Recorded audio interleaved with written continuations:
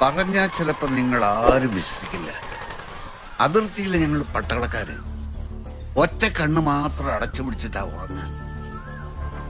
സദാ നേരവും മറ്റേ കണ്ണ് തുറന്നിരിക്കും. ശത്രുക്കളുടെ നീക്കങ്ങൾ ശ്രദ്ധിക്കണ്ടേ? പിന്നെ കുറെ കഴിയുമ്പോ ഈ തുറന്ന കണ്ണിന് റെസ്റ്റ് കൊടുത്തിട്ട് മറ്റേ കണ്ണ് തുറക്കും. അല്ല, അങ്ങനെ ഒരു കണ്ണ് മാത്രം തുറന്നുറങ്ങാൻ പറ്റുമോ? വേണമെങ്കിൽ ചക്ക വേരിലും കായ്ക്കും എന്ന് പറയുന്നത് വെറുതെയല്ല. ട്രെയിനിങ് കാലത്ത് ഞങ്ങൾ ഇതൊക്കെ ശീലിക്കുമല്ലോ. ഈ പട്ടാളം എന്ന് പറഞ്ഞാൽ ഭയങ്കരം തന്നെയല്ലേ? മോനെ ഉസ്മാനെ, പട്ടാളക്കാരെ പറ്റി നിങ്ങൾക്ക് ഒന്നും അറിഞ്ഞൂടാ. കണ്ണിൽ എണ്ണ ഒഴിച്ച് കാവൽ നിൽക്കുക എന്നൊക്കെ കേട്ടിട്ടില്ലേ? അത് വെറുതെ പറയുന്നതല്ല. ഉറങ്ങാൻ പറ്റാത്ത ഘട്ടം വന്നാൽ ഞങ്ങൾ കണ്ണിൽ എണ്ണ ഒഴിക്കും. കടുകണ്ണ. ഓഹോ, അത് ശരി. അതാ കടുകണ്ണയ്ക്ക് ഇത്ര വില. എല്ലാ പട്ടാളക്കാരെ കണ്ണിൽ ഒഴിക്കണ്ടേ? ഗാന്ധിജിയും നെഹ്റുജിയും ഒക്കെ ചേർന്ന് സ്വാതന്ത്ര്യം നേടിത്തന്നു. പക്ഷെ ആ സ്വാതന്ത്ര്യം നിലനിർത്തുന്നത് ആരാ? ആരാണ്? പട്ടാളക്കാർ. ഞാൻ അന്ന് 37ാം ബറ്റാലിയനില. ലഫ്റ്റനന്റ് കേണൽ രുദ്രപ്പ ആകെ ബേജാറ്. എന്തു പറ്റി? സത്ലജ് നദിക്കടുത്തുള്ള നമ്മുടെ അതിർത്തി പ്രദേശം ചൈനീസ് പട്ടാളം കയ്യേറി. ആകെ ഉണ്ടായിരുന്നൊരു പാലം അവര് ബോംബിട്ട് തകർത്തു. കർഷകരെ വെടിവെച്ച് കൊന്നു. പടച്ചോനെ. തീർന്നില്ല. നദി കടന്നിട്ട് വേണം അതിർത്തി തിരിച്ചു പിടിക്കാൻ. പക്ഷെ എന്താ, ഭീകര മഴയും വെള്ളപ്പൊക്കും. പറഞ്ഞാ നിങ്ങൾ വിശ്വസിക്കില്ല. ഭാഗ്യത്തിന് ഒരു കാന്തം കിട്ടി, ഒരു കയറും. ഞാൻ എന്ത് ചെയ്തു? ഈ കാന്തം കയറിന്റെ അറ്റത്ത് കെട്ടി ലെഫ്റ്റനന്റ് കേണൽ രുദ്രപ്പ ഞെട്ടിപ്പോയി. ആർക്കത് ഭയങ്കര എന്ന് പറയുകയും ചെയ്തു. കയറിന്റെ ഇങ്ങേയറ്റം ഒരു തൂണിൽ കെട്ടി ആ കയറിൽ തൂങ്ങി ഞാൻ അക്കരെ കടക്കാൻ തയ്യാറായി. കേണൽ രുദ്രപ്പയും പട്ടാളക്കാരും തടഞ്ഞെങ്കിലും ഞാൻ വിട്ടില്ല. പുഴയിൽ വീണാൽ പൊടി പോലും കിട്ടില്ലെന്ന് ഓർമ്മ വേണം. രണ്ടും കൽപ്പിച്ചു. ഞാൻ കയറിൽ തൂങ്ങി നീ. അന്ന് ഞാൻ ഇങ്ങനെയൊന്നും ആയിരുന്നില്ല. നല്ല തടിയും പൊക്കവും കളറും നല്ല കത്തി ചൊലിച്ചു നിൽക്കുന്ന സമയം.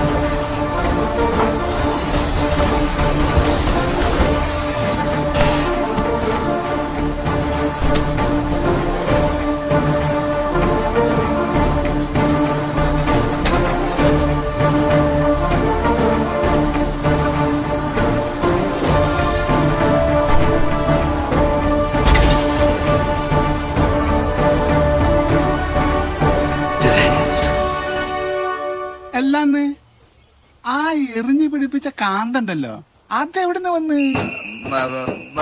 അതിർത്തിയിൽ എല്ലായിടത്തും കാന്തോട്ടാവും. എന്തേ? അല്ല, ചോദിച്ചു. പറഞ്ഞാ നിങ്ങൾ വിശ്വസിക്കില്ല. അതിർത്തിയിൽ യുദ്ധം ഇല്ലാത്ത സമയത്ത് ഞങ്ങളും പാകിസ്ഥാൻ പട്ടാളക്കാരും ഭയങ്കര കമ്പനിയാണ്. അവരുടെ റാവൽപിണ്ടി ചാരായ ഞങ്ങൾക്ക് തരും, ഞങ്ങളുടെ കാർഗിൽ ചാരായ അങ്ങോട്ട് കൊടുക്കും. ഓണം, പെരുന്നാള്, ക്രിസ്മസ് ഒക്കെ വന്നാൽ ഒരുമിച്ചായിരിക്കും സദ്യ. ഇന്ത്യക്കാർക്കും പാകിസ്ഥാൻകാർക്കും ശേഖരൻകുട്ടിയുടെ സദ്യ തന്നെ വേണം നിർബന്ധമാണ്. പാകിസ്ഥാൻകാരുടെ അരെ ഭായ് ശേഖരൻകുട്ടി എന്നുള്ള വിളി കേൾക്കുന്നതിന്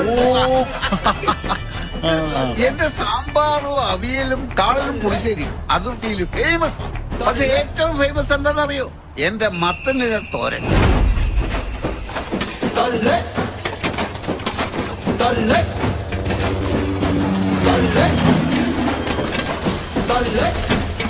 എന്റെ മത്തനില തോരൻ ഉണ്ടെങ്കിൽ പാകിസ്ഥാൻകാർക്ക് മാറ്റമൊന്നും വേണ്ട.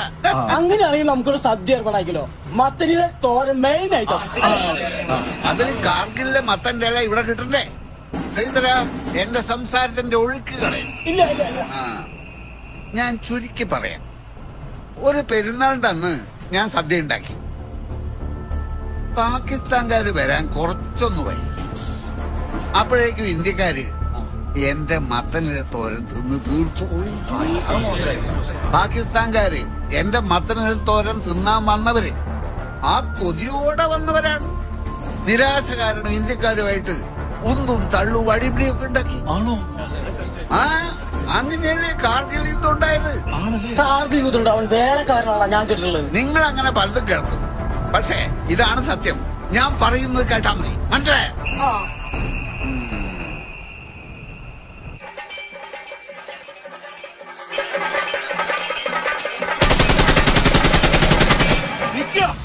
ശേഖരം കൊണ്ട് വരുന്നു. മുന്നിൽപ്പെട്ട ഇന്നത്തെ പറയെടുപ്പും കോപ്പും ഒന്നും നടക്കില്ല. രക്ഷപ്പെടാ. അയ്യോ വിളിച്ചപ്പോടെ നിൽക്കേ.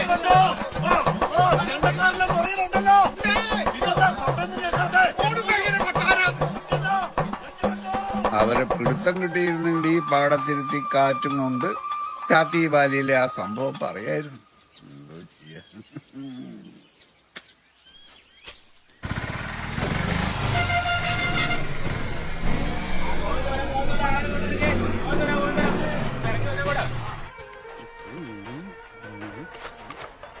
നാരായണ ഈ പ്രാവശ്യം രസമില്ല.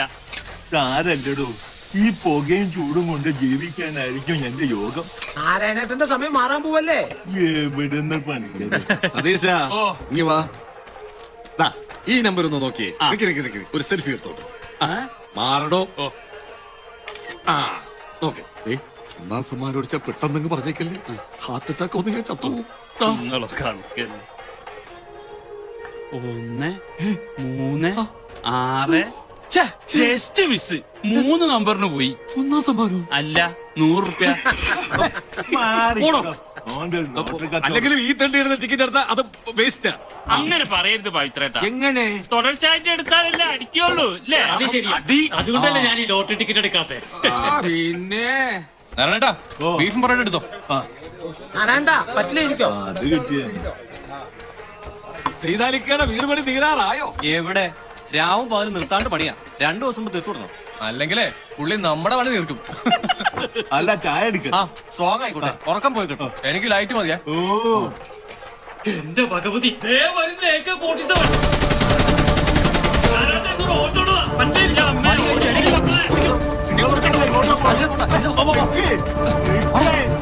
എന്റെ മക്കളെ കാശങ്ങൾ തന്നിട്ട് പോണോ? ഇവനെ കൊണ്ട് ആ പാടുള്ള കച്ചവടം പോയി. മാറിക്കടോ പ്ലാൻ. എന്താ നാരായണ, GST നിങ്ങളെ ബാധിച്ചോ? ആരെയും കാണാനില്ല. GST അല്ല, നീയാണ് ബാധ. ഒഴിയാ ബാധ. ഞാനോ? എന്നോട് ഞാൻ എത്ര പ്രാവശ്യം പറഞ്ഞിട്ടുണ്ട്, നല്ല കച്ചവടം നടക്കുന്ന സമയത്ത് ഇങ്ങോട്ട് കെട്ടി എഴുന്നല്ലേ. ഒരു ചായ കുടിക്കാൻ തോന്നിയാ ഇങ്ങോട്ടല്ലാതെ പിന്നെ ബാർബർ ഷോപ്പിൽ പോണം. എന്താ നാരായണ ഇങ്ങനെയൊക്കെ പറയുന്നത്? നീ ഇതൊക്കെ കണ്ടോ? നിന്നെ കണ്ടപ്പോ ആൾക്കാർ ഇട്ടിറങ്ങി ഓടിയതാ. ഇതിന്റെ കാറ്റ് നീ തരുമോന്ന്? എന്നെ കണ്ട് പേടിച്ചോടാൻ എനിക്കെന്താ നിപ്പ വൈറസ് ഉണ്ടോ? നിപ്പയേക്കാൾ ഭീകരനാ ഇപ്പൊ നിങ്ങള്. ഖത്തർ സൈതാലിക്കന്റെ മുമ്പിൽ നിന്ന് ചെന്ന് പെടണ്ട. പണി തീർക്കുകയാണ്. എന്തിന്? എന്തിനാ? നിങ്ങൾ ഒറ്റൊരാള് കാരണ സൈതാലിക്കന്റെ വീട് കൂടൽ ചടങ്ങ് ഒരാഴ്ചത്തേക്ക് മാറ്റി വെക്കേണ്ടി വന്നു. ഞാൻ കാരണം ആ വീട് പണിയായിട്ട് എനിക്കെന്ത് ബന്ധം? എനിക്കെന്ത് ബന്ധമെന്നോ? കാരണം എന്താ, ആ വീട് പണി നടക്കുന്ന സ്ഥലത്തെ പാവപ്പെട്ട പണിക്കാരെയും വിളിച്ചിരുത്തി ദിവസവും പട്ടാളത്തള്ളൽ കേൾപ്പിക്കലായിരുന്നു ഇയാളുടെ പണി. ആ പാവങ്ങൾ ഇയാളുടെ തള്ളലിൽ പെട്ടുപോയതുകൊണ്ട് സമയത്തിന് വീട് പണി തീർത്തു കൊടുക്കാൻ പറ്റിയില്ല. ഓ അതാണോ കാര്യം? അതന്നെ കാര്യം. നിങ്ങൾക്ക് ഈ ഒടുക്കത്തെ ബിഡറ്റ്സ് ഒന്നും നിർത്തിക്കൂടെ?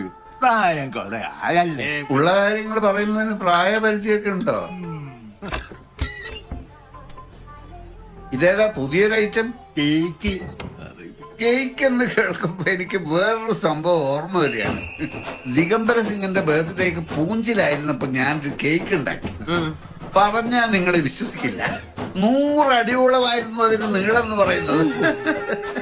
ബർത്ത്ഡേക്ക് വന്നവരെല്ലാം കഴിച്ചു കഴിഞ്ഞിട്ടും ആ കേക്കിന്റെ 4/1 കഴിച്ചു തീർക്കാൻ പറ്റിയില്ല. അവസാനം ബാക്കി വന്ന കേക്ക് വലിയൊരു ജീപ്പിന്റെ പുറത്ത് കെട്ടി വെച്ചിട്ടാണ് ദിഗംബര സിംഗ് വീട്ടിൽ കൊണ്ടുപോയത്. ദിഗംബര സിംഗും ഫാമിലിയും കൂടി ആ കേക്ക് കഴിച്ചു തീർക്കാൻ ഏകദേശം 1 മാസം എടുത്തു.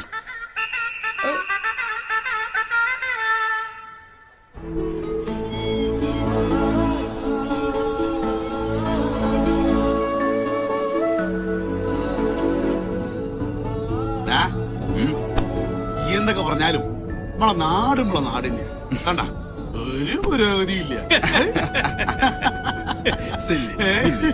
അല്ല നീ ഇങ്ങനെ ചിരിക്കാണ്ടൊന്ന് കത്തിച്ചു വിട്ടൂടെ എനിക്ക്? ഈ റോഡിലൂടെ ഇങ്ങനെയൊക്കെ പോകാൻ പറ്റും? ഇപ്പൊ തന്നെ 50 കിലോമീറ്റർ പോകുന്നത്. 50 സ്പീഡാണ്. ഗൾഫിലെങ്കിലും വേണ്ടി സ്റ്റാർട്ട് ചെയ്യുന്നതിന് 50. ഞങ്ങളുടെ പോക്കേണ്ട അറബികൾ എന്താ ചോദിക്കാന്നറിയോ? എന്താ സാധനം? പണ്ടാര കാലത്ത് റോക്കറ്റോ കാറോ അങ്ങനെ പോക്കല്ലേ പോവാ. നിങ്ങൾ ഈ ശേഖരൻകുട്ടിയുടെ ആരെങ്കിലും ആണോ? ഏത് ശേഖരൻ? ആ പട്ടാളക്കാരൻ ശേഖരൻകുട്ടി. മാമനാ കുട്ടിമാമൻ. അപ്പൊ നിങ്ങളുടെ കാരണം 500 മൈൽ സ്പീഡ് കണ്ടാ പോരല്ലോ മക്കളെ. എന്താ ഒരുമാതിരി ആക്കുന്നേ? എന്റെ കുട്ടിമാമയ്ക്ക് എന്താ കുഴപ്പം? ഒറ്റ കുഴപ്പമുള്ളൂ, അന്യായ വിടല. ആ തള്ളേ. ഞാൻ ശേഖരൻകുട്ടിയൊക്കെ ചെറുപ്പത്തിലെ എല്ലാ കാര്യത്തിനും ഒരുമിച്ചായിരുന്നു. അന്ന് ഞങ്ങൾ നടൻ ജയന്റെ കട്ട ഫാൻസാ. ജയന്റെ ഏത് പടം വന്നാലും ശേഖരൻകുട്ടി ആദ്യം പോയി കാണും. അതവന്റെ ഒരു വാശിയായിരുന്നു. എന്നിട്ട് കണ്ട സിനിമയുടെ കഥ മുഴുവൻ ഞങ്ങളെ അവൻ പറഞ്ഞു കേൾപ്പിക്കും. അതിനുശേഷം ഞങ്ങളെ കൊണ്ടൊരു പോക്കുണ്ട് അതേ സിനിമ കാണിക്കാൻ. എന്താണ് പോയി കാലമൊത്തം കെട്ട് പിന്നെ സിനിമക്കട്ടെ പോവാ. നല്ല ഇതാണല്ലോ. ഓന്റെ ചെരുവല്ല സിനിമ കാണാൻ തീറ്റൊക്കെ നമുക്കെന്ന് നഷ്ടം പോയി. ഓസി കിട്ടാൻ ആസിന്റെ മോൻ തന്നെയല്ലേ?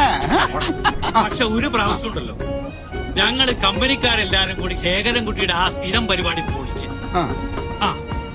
അന്ന് അങ്ങാടി റിലീസ് ചെയ്ത ദിവസം അവൻ കാണുന്നതിന് മുമ്പ് ഞങ്ങൾ അങ്ങാടി പോയി കണ്ടു. അതവന് ഭയങ്കര ക്ഷീണായി. കുറച്ചു ദിവസം പണിങ്ങാൻ കടന്നു. അത് കഴിഞ്ഞപ്പോ അവനൊരു വരവിങ്ങട് വന്ന് ഒരു പുതിയ കഥയായിട്ട്. പുതിയ കഥയോ? ജയൻ കഥ. ഒരു നവംബർ മാസം. അന്ന് ശേഖരൻകുട്ടിക്ക് ഏതാണ്ട് 14 വയസ്സ്.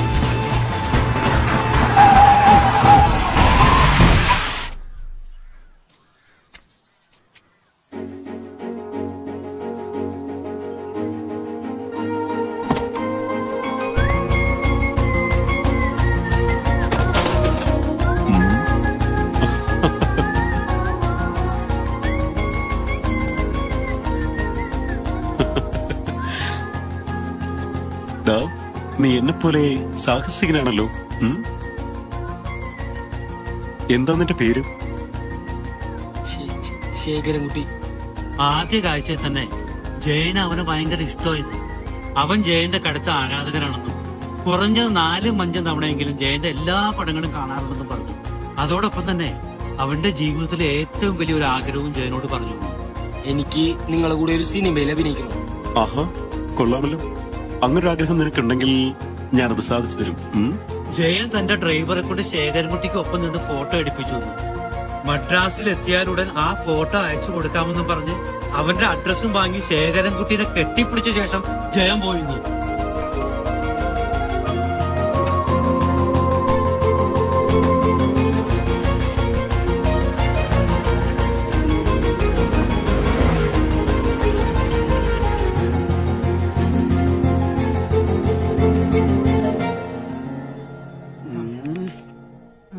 എങ്ങനെയുണ്ട് നിന്റെ മാമന്റെ കഥ?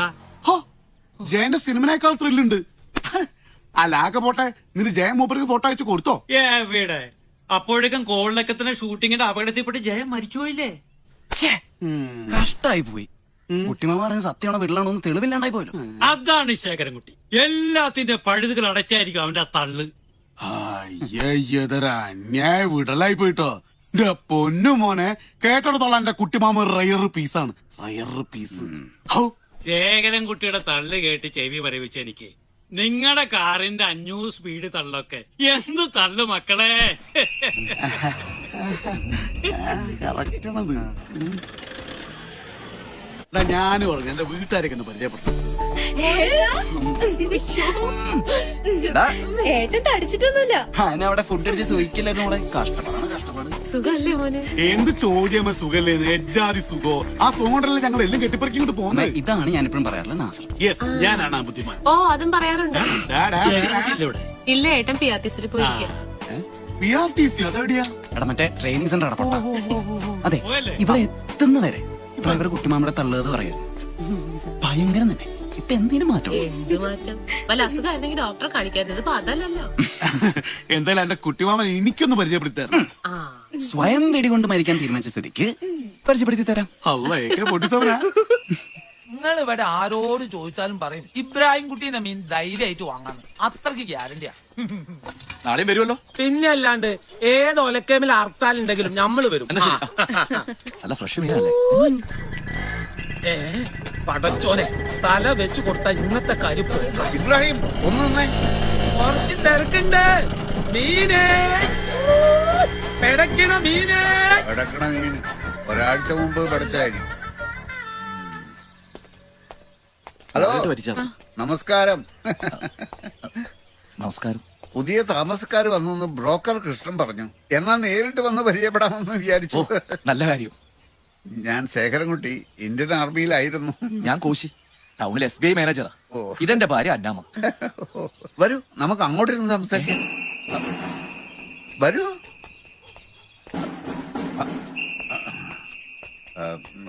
ചായ എടുക്കുമ്പോൾ കുറച്ച് സ്ട്രോങ് ആയിക്കോട്ടെ, അതാണ് എനിക്കിഷ്ടം.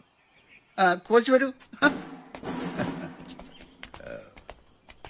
കോച്ച് ഇരിക്കൂ, ഇരിക്കൂ. എങ്ങനെയുണ്ട് ഇവിടുത്തെ താമസമൊക്കെ? ടൗണിൽ താമസിക്കണ്ടെന്ന് കരുതിയ ഇവിടെ തന്നെ വീട് നോക്കിയത്. കൊള്ളാം, നല്ല ശാന്തമായ സ്ഥലം. ശരിയാ, പക്ഷെ ബാങ്കിലേക്ക് സ്വല്പം ദൂരെ കൂടുതലല്ലേ? ഏയ്, ഒരു അരമണിക്കൂർ ഡ്രൈവിംഗ് അല്ലേ ഉള്ളൂ. ഇതിന്റെ ഓണർക്ക് ഈ വീട് വിൽക്കേണ്ട ആലോചന ഉണ്ടെന്നാ ബ്രോക്കർ കൃഷ്ണൻ പറഞ്ഞത്. ഇതൊന്ന് വാങ്ങിയാലെന്നുള്ള ഒരു പ്ലാനിങ്ങില്ല. അങ്ങനെയാണെങ്കിൽ അത് നടത്തിക്കളയാം. ഇതിന്റെ ഓണർ ഭാസ്കരൻ എന്റെ സുഹൃത്താണ്. ഞാൻ സംസാരിക്കാം. ബ്രോക്കറേജ് ഒഴിവാക്കാമല്ലോ. മക്കളൊക്കെ? ഒരു മകനേ ഉള്ളൂ. അവനങ്ങ് സിക്കിമില്ല. സ്വന്തമായിട്ട് ട്രാവൽ ഏജൻസി നടത്ത. സിക്കിമില്ലോ? അതെ, കഴിഞ്ഞ മാസം ഞങ്ങൾ അവിടെ പോയിരുന്നു. Beautiful place. പക്ഷെ തണുപ്പ് -4. ഒരു ദിവസം എങ്ങനെയൊക്കെയോ പിടിച്ചിരുന്നു. പിറ്റേന്ന് തന്നെ നാട്ടിലേക്ക് വെച്ച് പിടിച്ചു. -4 ഒക്കെ ഒരു തണുപ്പാണ്. ഞാൻ സർവീസിലായിരുന്നപ്പോൾ കാശ്മീരിലെ സിയാച്ചിൽ -20 ആയിരുന്നു. തണുപ്പെന്ന് പറഞ്ഞാൽ ഭയങ്കര തണുപ്പ്. പക്ഷെ ഞങ്ങൾക്ക് ഒരു ടെക്നിക്ക്. രാവിലെ എഴുന്നേറ്റ ഉടൻ 4 ലിറ്റർ ഐസ് വാട്ടർ കുടിക്കും. അകത്ത് തണുപ്പുള്ളപ്പോൾ പുറത്തെ തണുപ്പ് അറിയില്ലല്ലോ. കാർഗിൽ യുദ്ധ സമയത്തും തണുപ്പായിരുന്നു ഞങ്ങളുടെ പ്രധാന വില്ലൻ. കാർഗിൽ വാറിൽ ഞാനുണ്ടായിരുന്നു. കാർഗിൽ എന്ന വാക്ക് കേൾക്കുമ്പോൾ തന്നെ എന്റെ രക്തം തിളച്ചു മറിയും. ഞാനന്ന് ഫീൽഡ് ആംബുലൻസിലായിരുന്നു. തമിഴ്നാട്ടുകാരൻ ലാൻസ് നായ കഴകപ്പൻ എന്റെ ഏറ്റവും അടുത്ത സുഹൃത്തായിരുന്നു. പാക് പട്ടാളക്കാരുടെ വെടിയേറ്റ് മരിച്ച ഇന്ത്യൻ പട്ടാളക്കാരുടെ ബോഡികളോടൊപ്പം അഴകപ്പന്റെ ബോഡി കൂടി കണ്ടപ്പോൾ എനിക്ക് നിയന്ത്രിക്കാൻ കഴിഞ്ഞില്ല. ഞാൻ നേരെ മേജർ സക്കറിയുടെ മുറിയിൽ ചെന്ന് യുദ്ധം ചെയ്യാനുള്ള പെർമിഷൻ ചോദിച്ചു. പക്ഷേ എന്റെ വികാരം മനസ്സിലാക്കാതെ മേജർ എന്നെ ഗെറ്റ് ഔട്ട് അടിച്ചു. ഞാൻ പിന്മാറിയില്ല. ആരുടെയും പെർമിഷൻ കാത്തു നിൽക്കാതെ ഗണ്ണും ഗ്രനേഡും സംഘടിപ്പിച്ച് ഞാൻ അതിർത്തിയിലേക്ക് നീങ്ങി. കഴിയുന്നത്ര പാകിസ്ഥാൻ ഭീകരവാദികളെ കൊന്നൊടുക്കുക എന്നതായിരുന്നു എന്റെ ലക്ഷ്യം.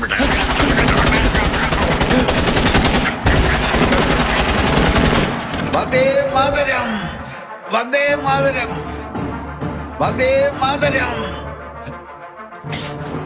മിസ്റ്റർ കോശി,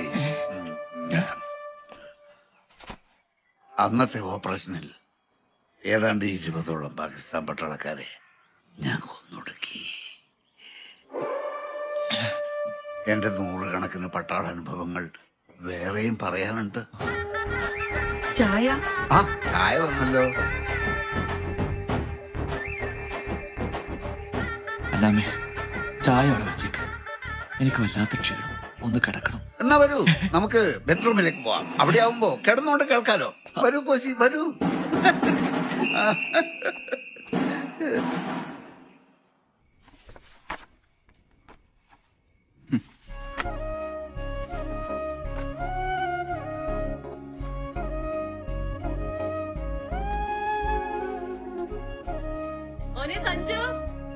ആമ വന്നോ. എന്ത് തട്ടാടി തട്ടണ? ഹോസ്റ്റലിൽ നീ പട്ടിണിയായിരുന്ന? ഹോസ്റ്റലിൽ ഭക്ഷണം കഴിച്ചു തുടങ്ങിയപ്പോൾ അമ്മ ഉണ്ടാക്കി തരുന്ന ചോറിന്റെ കറിയുടെ വില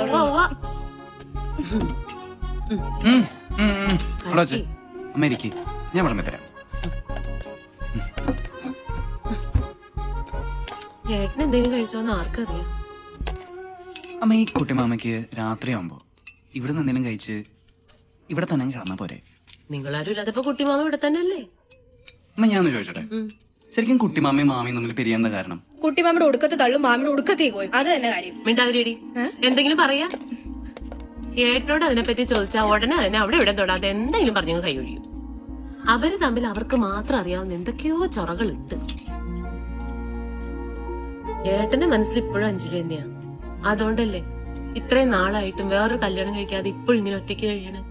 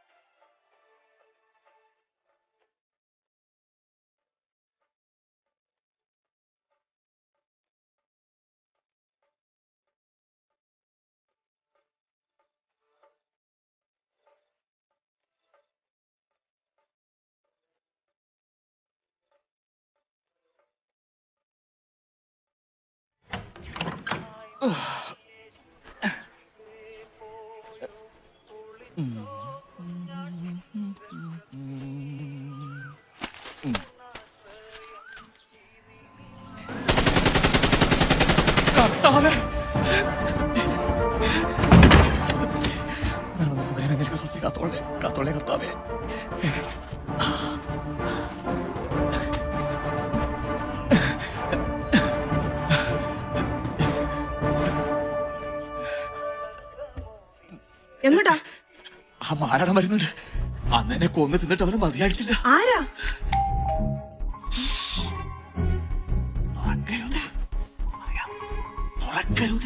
ഞാൻ പറയാം.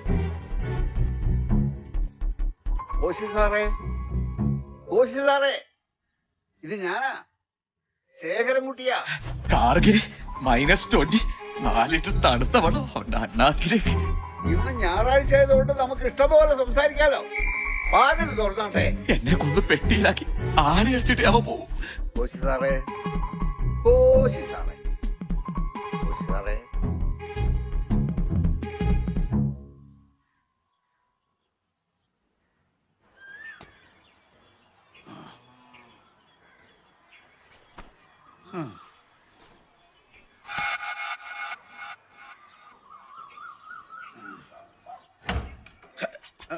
ഓ good morning. Good morning. Good morning. ഞായറാഴ്ച എങ്ങോട്ടൊക്കെ ധൃതിയില്? ബാങ്കിന്റെ ATM കുത്തി തുറന്നു. അയ്യോ, സെക്യൂരിറ്റിയെ കുത്തിക്കൊന്നു. അയ്യോ, സെക്യൂരിറ്റിയൊക്കെ ഒന്നെങ്കിൽ അത് ബോഡോ തീവ്രവാദികളായിരിക്കും. അവർക്ക് പെരുമ്പാവൂരിൽ ക്യാമ്പുണ്ട്. ഞാൻ പണ്ട് ഭീമാപൂരിലായിരുന്നപ്പോൾ ഈ ബോഡോ തീവ്രവാദികളെ ഞാൻ പിടിച്ചിട്ടുണ്ട്. എനിക്ക് സമയമുണ്ട്, ഞാനും വരാം. വേണ്ടത് പറഞ്ഞില്ലേ? ഞാൻ ആദ്യം പോയി നോക്കട്ടെ. ഞാനും വരാം. ഞാൻ വിളിച്ചോളാം. ഞാൻ പറയുന്നു മനസ്സിലാക്കുക. കോച്ച് സാറേ, ഞാൻ ബോഡോ തീവ്രവാദികളെ ആയിരക്കണക്കിന് പിടിച്ചിട്ടുണ്ട്. അവിടെ കോച്ച് സാറേ, സാറിനെ സാറേ നല്ല പിടിക്കേണ്ടത്.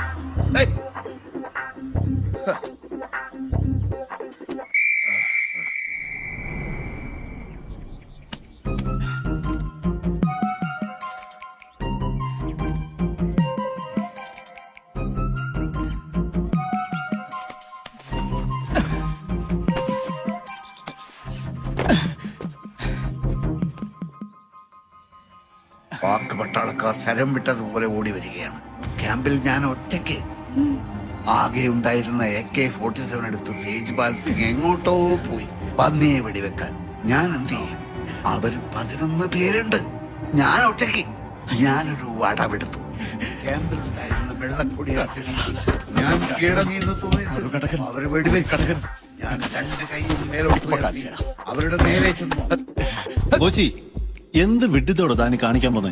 ഈ ചിരവുകൊണ്ട് അടി കിട്ടി അയാളെങ്ങനെ ചത്തുപോയാൽ നാട്ടുകാരെന്താ പറഞ്ഞുണ്ടാക്കുന്ന അറിയോ തനിക്ക്? നിന്റെ ഭാര്യയ്ക്ക് അയാളോട്ടെന്തോ അവിഹിത ബന്ധം ഉണ്ടായിരുന്നു. അത് മാത്രമോ? പിന്നെ നിന്റെ ജീവിതം എവിടെയാ? അഴിക്കുള്ളി, ജീവപര്യന്തം. ഒരു ഉണ്ട പോലും ചെലവാക്കാതെ ഞാൻ കീഴടങ്ങി എന്ന് തോന്നിയപ്പോൾ അവർക്കും സന്തോഷമായി. ഞാനാരാ മോൻ? ഞാൻ ചാടി അമർന്ന് ഗുരുത്തന്റെ കയ്യിലുണ്ടായിരുന്ന AK-47 കൈക്കലാക്കി എല്ലാത്തിനെയും നിലംപരിച്ചാക്കി.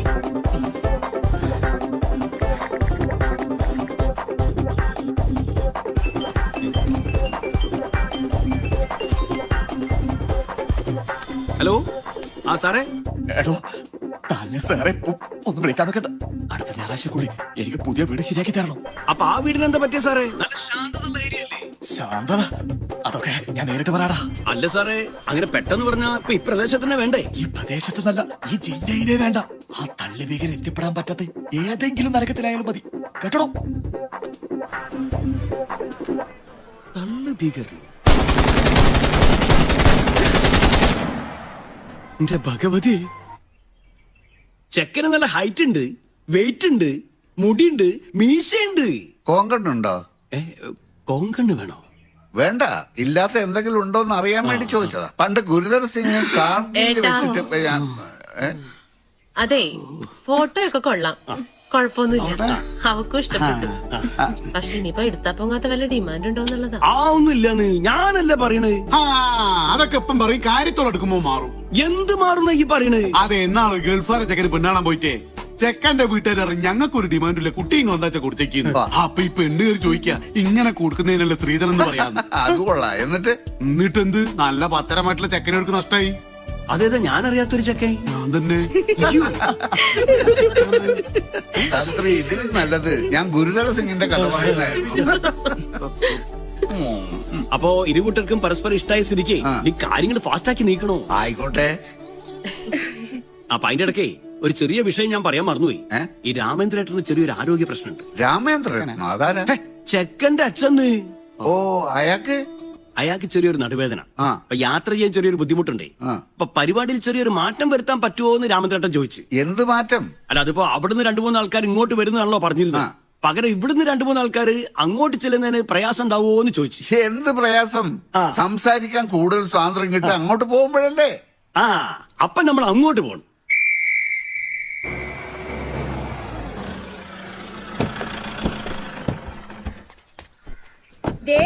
അവര് വന്നോ?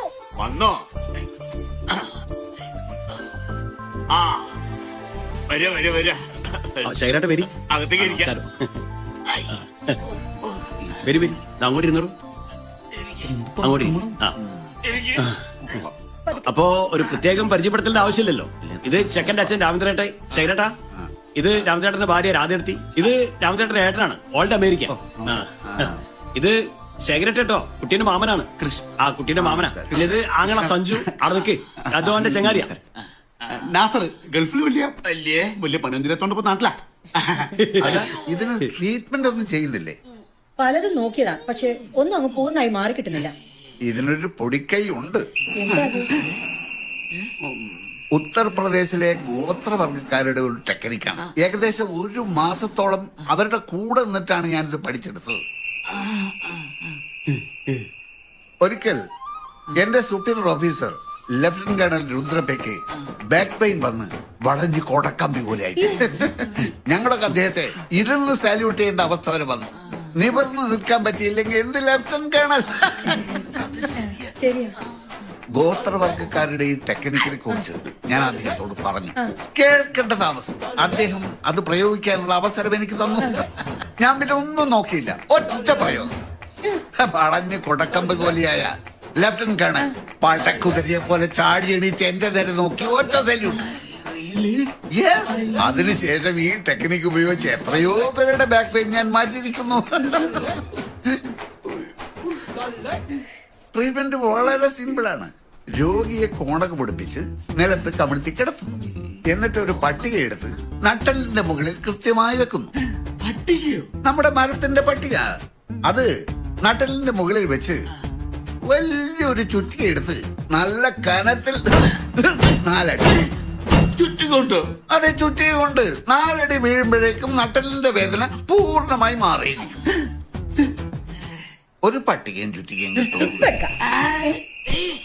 എന്തിനാ ഇത്രയും കേട്ടപ്പോ തന്നെ വേദന പകുതി? അത് വെറും തോന്നല്ല. ഒരു പട്ടികയും ചുറ്റികയും കിട്ടും. നമ്മളിവിടെ ആശാരിപ്പണിക്ക് വന്നല്ല. ഓ ഞാനത് മറന്നു. അപ്പൊ കല്യാണത്തിന് ശേഷം ഞാൻ ചുറ്റികയായിട്ട് വരാം. കുടിക്കാൻ എടുത്ത് വെച്ചിട്ടുണ്ടേ. എന്നാ പിന്നെ അതാ നല്ലേ. അത് കഴിഞ്ഞിട്ടാ വരി വരി. പതുക്കെ. ഞാൻ വിളിച്ചു.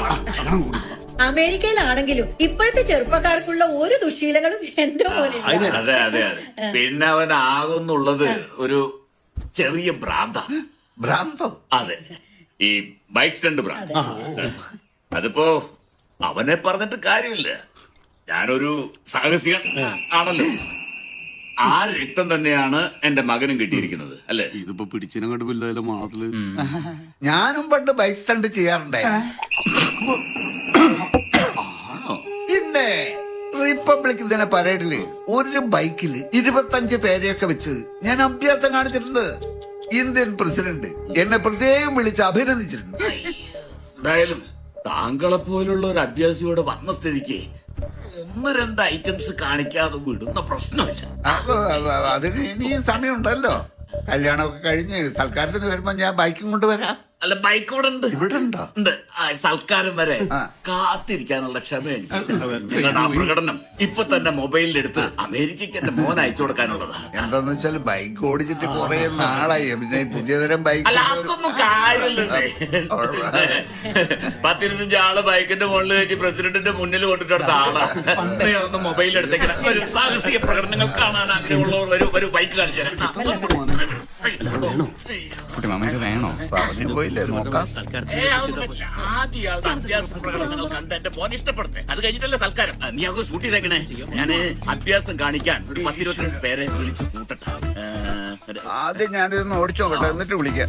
ഓടിക്കും. ഇതിന്റെ സ്റ്റാർട്ടർ ഒന്നും കാണുന്നില്ല. ഇതെങ്ങനെ സ്റ്റാർട്ട് ചെയ്യാം? അവിടെ ഒരു ബട്ടൺ ഇല്ലേ, അതങ്ങ് അമർത്തി നോക്കി. ഇങ്ങനത്തെ വണ്ടിയുടെ ഒക്കെ കുഴപ്പം. അതൊന്നും വെക്കണ്ട. ഹെൽമെറ്റ് വെച്ചാൽ മുഖം മനസ്സിലാവില്ല. ഇത് ഷൂട്ട് ചെയ്യണ്ട. അതെ, ഞാനൊരു എക്സിമെട്രിക്കാരനാണ്. എല്ലാം സിസ്റ്റമാറ്റിക് ആയിട്ട് ചെയ്യാൻ പറ്റും. സിസ്റ്റമാറ്റിക് ആയിട്ട് അങ്ങ് തുടങ്ങിക്കോ.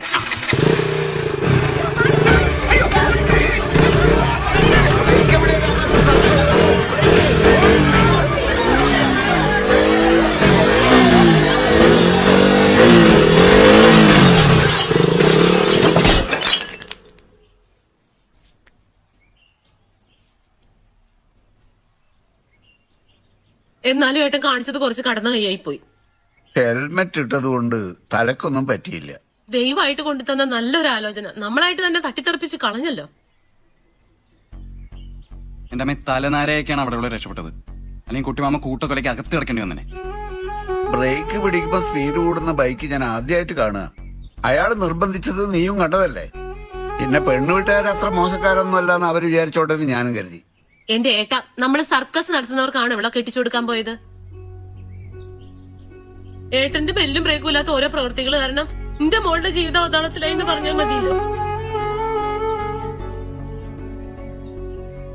അമ്മ എന്തൊക്കെയാ പറയുന്നേ? കുട്ടിമാമ കാരണം ആരുടെ ജീവിതം അവതാളത്തിലായിട്ടില്ല. കുട്ടിമാമയ്ക്ക് എന്തെങ്കിലും പറ്റിപ്പോയിരുന്നെങ്കിൽ നമ്മൾ എന്ത് ചെയ്യുമായിരുന്നു?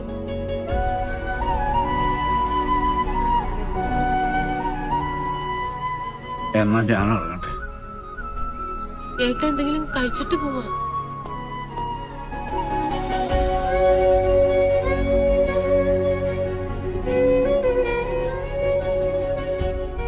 അമ്മ പറഞ്ഞത് കൂടിപ്പോയി. അച്ഛനില്ലാത്തപ്പോ ആ സ്ഥാനത്ത് നിന്ന് നമ്മളെ നോക്കി വളർത്തിയത് കുട്ടിമാമയാ. അതാരും മറക്കണ്ട.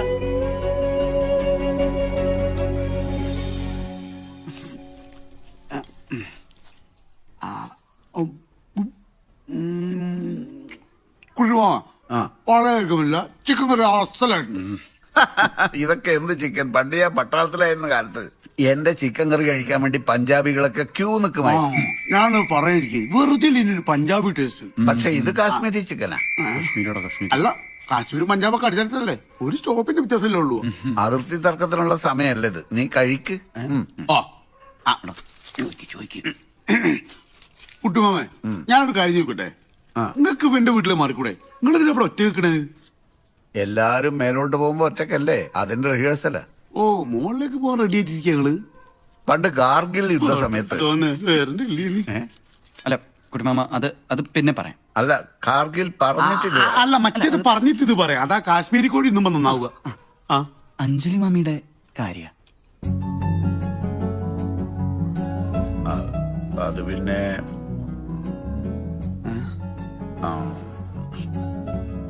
കുട്ടിമാമ ഇങ്ങനെ ഒഴിയാനൊന്നും നോക്കണ്ട. അഞ്ജലി മാമി എങ്ങനെയാ ആദ്യമായിട്ട് കണ്ടത്? നിങ്ങൾ സ്നേഹിച്ചല്ലേ കല്യാണം കഴിച്ചത്?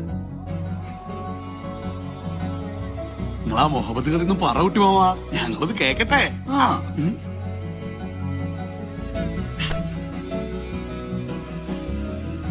ടീച്ചറമ്മയുടെ വീട്ടിൽ വെച്ചാണ് ഞാൻ ആദ്യമായി അഞ്ജലി കാണുന്നത്. ഈ ടീച്ചറമ്മ അതാരാ? അവരുടെ ഭർത്താവ് കേണൽ രാഘവ നമ്പ്യാരാ എന്നെ പട്ടാളത്തിൽ ചേർത്തത്. അദ്ദേഹത്തിന്റെ മരണശേഷവും ഇടയ്ക്കിടയ്ക്ക് ഞാൻ ടീച്ചറമ്മയെ കാണാൻ പോകുമായിരുന്നു. ഇവരുടെ പേരക്കുട്ടിയാണ് അഞ്ജലി. ആദ്യമൊന്നും അഞ്ജലി ഞാനും തമ്മിൽ അങ്ങനെയൊന്നും ഇല്ലായിരുന്നു. ഒരു ബൈക്ക് അപകടത്തിൽ നിന്ന് അവളെ ഞാൻ രക്ഷിച്ചു. അതൊരു കടപ്പാടും സ്നേഹമൊക്കെ ആയി. അങ്ങനെ അങ്ങനെ അങ്ങനെ ഞങ്ങൾ അടുത്തു. അതിനിടയിൽ ഒട്ടും പ്രതീക്ഷിക്കാതെയാണ് കാർഗിൽ വാർ പൊട്ടിപ്പുറപ്പെട്ടത്. എനിക്ക് പെട്ടെന്ന് തന്നെ അവിടെ പോയി റിപ്പോർട്ട് ചെയ്യേണ്ടി വന്നു. യുദ്ധം കഴിഞ്ഞ് തിരിച്ചു വന്നപ്പോഴേക്കും ടീച്ചറമ്മയും അഞ്ജലിയും അവിടുന്ന് പോയി കഴിഞ്ഞിരുന്നു. അഞ്ജലി ബന്ധപ്പെടാൻ ഫോൺ നമ്പറോ അഡ്രസ്സോ ഒന്നുമില്ലായിരുന്നു. വല്ലാത്തൊരു കഷ്ടം തന്നെ കേട്ടോ. അല്ല, അപ്പൊ എങ്ങനെ മാമിയെ കല്യാണം കഴിച്ചത്? അതൊട്ടും പ്രതീക്ഷിക്കാതെയായിരുന്നു. 80, 81, 82, 83, 84, 86.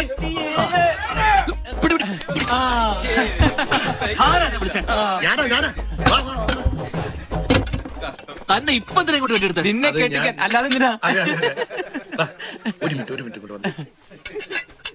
അധികം ബാധ്യതകളില്ലാത്ത അത്യാവശ്യം വിദ്യാഭ്യാസമുള്ള ഒരാളെ വേണമെന്നല്ലോ പറഞ്ഞത്. ആര്, ഞാനോ? നിങ്ങളെ പെങ്ങളിന്ന്. എന്നാ പിന്നെ അവളോട് പോയി പറഞ്ഞാ പോരെ? കെട്ടും നിങ്ങളല്ലേ. ബാംഗ്ലൂർ സെന്റ് മേരീസ് കോളേജിലാ പഠിപ്പിക്കുന്നത്. ആളൊറ്റത്തടിയാ. വീട്ടിൽ തടിയോ? ഒറ്റത്തടിന്ന്. ഓഹോ. 2 കാര്യങ്ങൾ അവർ ആവശ്യപ്പെട്ടിട്ടുള്ളൂ. ഈ കല്യാണം എന്ന് പറയുന്നത് വലിയ ആർഭാടങ്ങളൊന്നും ഇല്ലാതെ ഒരു രജിസ്റ്റർ മാരേജിൽ ഒതുക്കണം. പിന്നെ കല്യാണം കഴിഞ്ഞതിന് ശേഷം ബാംഗ്ലൂർ തന്നെ അവരൊരുമിച്ച് ജീവിക്കണം. എന്തേ, ജോലി ഉപേക്ഷിക്കാൻ പറ്റാത്തോണ്ടായിരിക്കും. എന്റെ അഭിപ്രായം. നടക്കില്ല. എന്റെ പെങ്ങളെയും കുട്ടികളെയും വിട്ടിട്ട് എനിക്ക് ഇവിടുന്ന് മാറിക്കാൻ എന്താ, എന്നാ പിന്നെ ഒരു കാര്യം ചെയ്യാം. നിങ്ങളെ പെങ്ങളെയും കുട്ടികളെയും കൂടി അവരോട് ഏറ്റെടുക്കാൻ പറ്റുമോ എന്ന് ചോദിച്ചാലോ? നിങ്ങളെന്താ പരിഹസിക്കുക? പിന്നെ ഞാൻ എന്താ പറയണ്ടേ?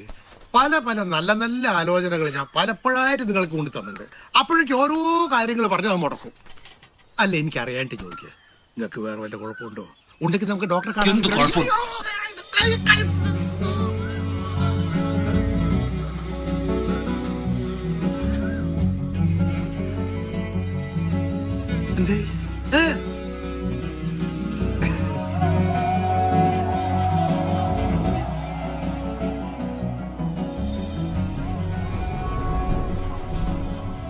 നമ്മുടെ കല്യാണം വലിയ ആർഭാടായി നാട്ടിൽ വെച്ച് നടത്തണം എന്നായിരുന്നു എന്റെ ആഗ്രഹം. അഞ്ജലി പറഞ്ഞതുകൊണ്ടാണ് ഞാനത് വേണ്ടെന്ന് വെച്ചത്. കാർഗിൽ വാർ കഴിഞ്ഞ് നാട്ടിൽ തിരിച്ചെത്തിയപ്പോ അഞ്ജലിയും ടീച്ചറമ്മയും അവിടുന്ന് പോയി നിറഞ്ഞതോടെ ഞാൻ വല്ലാതെ തകർന്നുപോയി. അഞ്ജലിയും ടീച്ചറമ്മയും എന്തെങ്കിലും തിരിച്ചു വരുമെന്ന് ഞാൻ പ്രതീക്ഷിച്ചിരുന്നു. ടീച്ചറമ്മ ഉണ്ടായിരുന്നെങ്കിൽ നമ്മുടെ ഈ കല്യാണം നടന്നതിൽ ഏറ്റവും കൂടുതൽ സന്തോഷിക്കുക അവരായിരിക്കും. സോറി, അഞ്ജലിക്ക് വിഷമമായോ? എന്നാ പിന്നെ നമുക്ക് വേറെ എന്തെങ്കിലുമൊക്കെ സംസാരിക്കാം.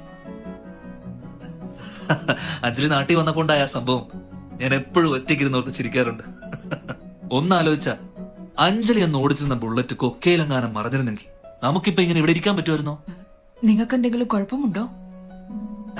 അതെന്താ അങ്ങനെ ചോദിച്ചു? അല്ല, പരസ്പര ബന്ധമില്ലാത്ത കാര്യങ്ങൾ സംസാരിക്കുന്നോണ്ട് ചോദിച്ചതാ. പരസ്പരം ഒന്നുമില്ലാത്തതോ? അഞ്ജലി നാട്ടിൽ വന്നപ്പോ ഞാൻ... ശേഖരൻകുട്ടി, നിങ്ങൾ വിചാരിക്കുന്ന ആളല്ല ഞാൻ. നിങ്ങൾ കാല് മാറിയിരിക്കുക. മനസ്സിലായില്ല.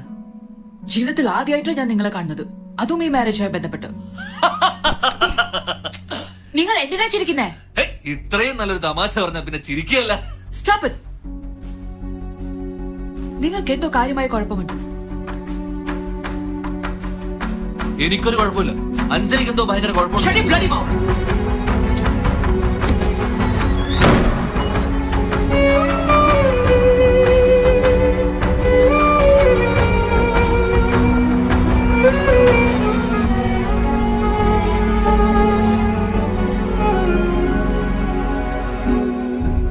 അല്ല, എന്നാലും എന്താ മാമി അങ്ങനെ പെരുമാറിയത്? എനിക്കറിയില്ല. അവൾ ദിവസം തോറും മനഃപൂർവ്വം എനിക്കെതിരെ പ്രശ്നങ്ങൾ ഉണ്ടാക്കിക്കൊണ്ടേയിരുന്നു. ഞാൻ മാനസികമായി ആകെ തകർന്നു. എന്റെ മുമ്പിൽ പിന്നെ ആകെ ഒരു പോംവഴി ഉണ്ടായിരുന്നുള്ളൂ, തമ്മിൽ പിരിയുക. അങ്ങനെ പിരിഞ്ഞു. നിങ്ങളിരിക്കെ, എനിക്ക് അടുക്കളയിൽ കുറച്ച് പണിയുണ്ട്.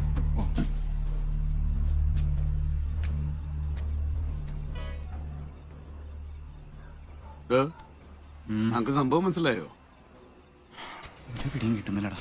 പിടുത്തം കിട്ടിയില്ലേ? എടാ, മൂപ്പര് പറഞ്ഞ 2 ഹിറ്റ് സിനിമകളുടെ കഥയാ. സിനിമയാ? ഒന്ന് സ്പൈഡർമാൻ 2 ഇംഗ്ലീഷ് അല്ല ഉറുദു.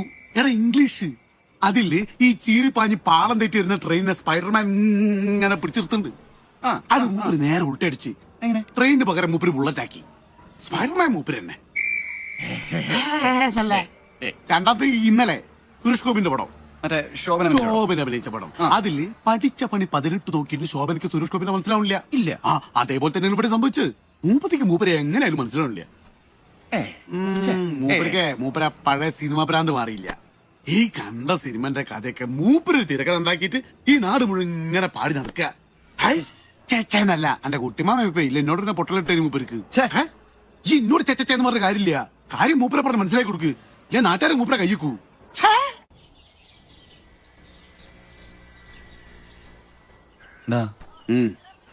കുട്ടിമാമയുടെ കാര്യം ആലോചിച്ചിട്ടേ നല്ല ഉറക്കം കിട്ടില്ലടാ. എന്റെ കാര്യം നേരെ തിരിച്ചേരി. മൂപ്പരെ തിരക്കഥ കിട്ട് പെരലെത്തിയപ്പോഴേ സെക്കൻഡ് ഷോ കഴിഞ്ഞ് നന്നായി. കിടന്നത് ഉറങ്ങിയത് ഒന്നും ഓർമ്മയില്ല. തമാശാലേടാ. എടാ, നമുക്കൊന്ന് ബാംഗ്ലൂര് സെന്റ് മേരീസ് കോളേജ് വരെ പോയാലോ? എന്തിന്? ഇയാളെ ചേരാൻ പോവാ? എനിക്കെന്തായി പോയിടോ? അല്ലടാ, മാമി ഒന്ന് പോയി കണ്ടാലോ ആലോചിക്കാം. പുള്ളിക്കാരത്തേക്ക് എന്താ പറയാനുള്ളത് നമുക്കറിയാലോ. എന്ത് പറയാ? എടാ, ഒന്ന് ആലോചിച്ച് നോക്കി. നമ്മുടെ ഇടപെടലുണ്ട് കുട്ടിമാമിക്ക് നല്ലൊരു ജീവിതം തിരിച്ചു കിട്ടിയ അത് വലിയൊരു കാര്യമാടാ. അല്ല ഒല്ലക്കമ്മലാളെ, അപ്പൊ ഞാൻ ഇന്നലെ പറഞ്ഞു എന്റെ തല്ലക്കല് കയറി. എന്ത്? നിങ്ങൾ കുടുംബത്തിന് മൊത്തത്ത് തകരാറുണ്ട്. കണ്ട, അതോ സത്യം? അല്ല കളഞ്ഞു.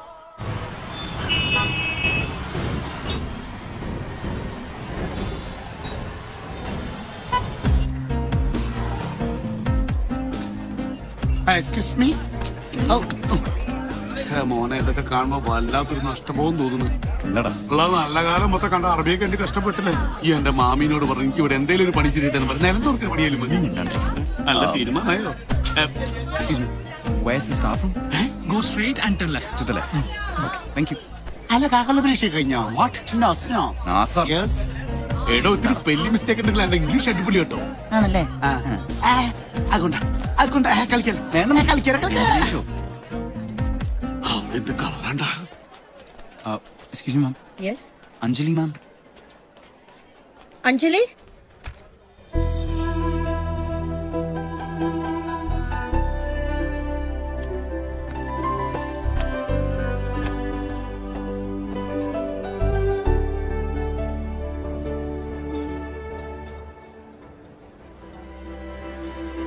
എന്റെ ഫ്രണ്ട്സിന്റെ നിർബന്ധവും തീരുമാനവുമായിരുന്നു ശേഖരൻകുട്ടിയുമായുള്ള വിവാഹം. എൻഗേജ്മെന്റിന് പുള്ളി ഒറ്റയ്ക്കാ വന്നത്. വളരെ നാണം കുണുങ്ങിയായ മനുഷ്യൻ. അധിക സംസാരങ്ങളില്ല, ചോദ്യങ്ങളില്ല. അഥവാ ആരെങ്കിലും എന്തെങ്കിലും ചോദിച്ചാൽ വളരെ പിശുക്കിയുള്ള മറുപടികൾ.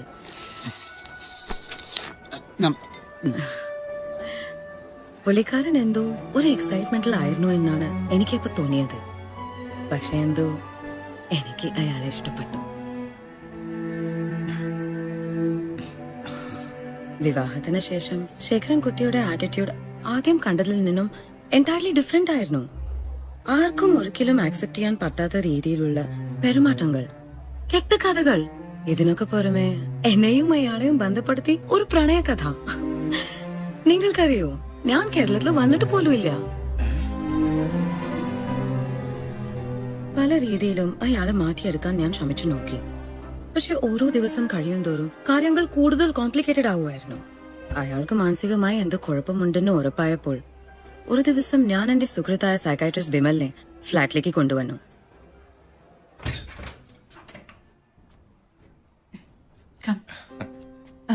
ഇത് ഡോക്ടർ വിമൽ, സൈക്കാട്രിസ്റ്റ് ആണ്. ഹലോ. ഹലോ, ഇരിക്കൂ.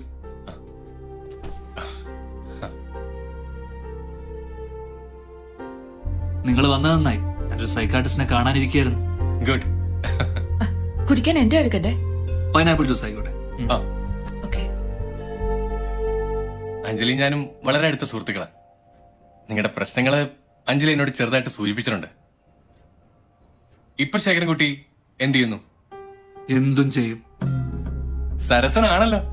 അല്ല, ശേഖരൻകുട്ടി. മിസ്റ്റർ ശേഖരൻകുട്ടി, എന്താണ് നിങ്ങളുടെയും അഞ്ജലിയുടെയും ദാമ്പത്യ ജീവിതത്തിൽ സംഭവിച്ചുകൊണ്ടിരിക്കുന്നത്? മിസ്റ്റർ ബിമൽ, ഞങ്ങളുടെ ദാമ്പത്യ ജീവിതം ഞങ്ങളുടെ സ്വകാര്യതയാണ്. ആ സ്വകാര്യതയിലേക്ക് എത്തിനോക്കാൻ ശ്രമിക്കുന്നത് ഒരുതരം ഞരമ്പ് രോഗമാണ്. Mister Sekharankutty, mind your words. English പറഞ്ഞ് പഠിക്കുന്നു.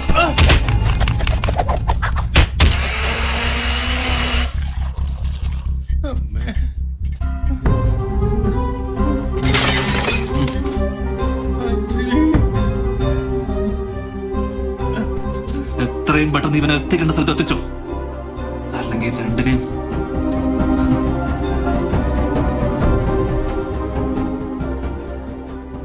ആ സംഭവത്തിന് ശേഷം ഇവിടുത്തെ ജോലി റിസൈൻ ചെയ്ത് ശേഖരൻ കുട്ടിയോടൊപ്പം നാട്ടിലേക്ക് പോകാൻ എന്നെ നിർബന്ധിച്ചു. ഞാൻ അതിന് വഴങ്ങിയില്ല. ഒരു ദിവസം ഞാൻ കോളേജിൽ നിന്നും തിരിച്ച് ഫ്ലാറ്റിൽ എത്തിയപ്പോഴേക്കും ഒരു ലെറ്റർ എഴുതി വെച്ച് അയാൾ പോയി കഴിഞ്ഞിരുന്നു. സത്യം പറഞ്ഞാൽ എനിക്ക് അതൊരു റിലീഫായിരുന്നു.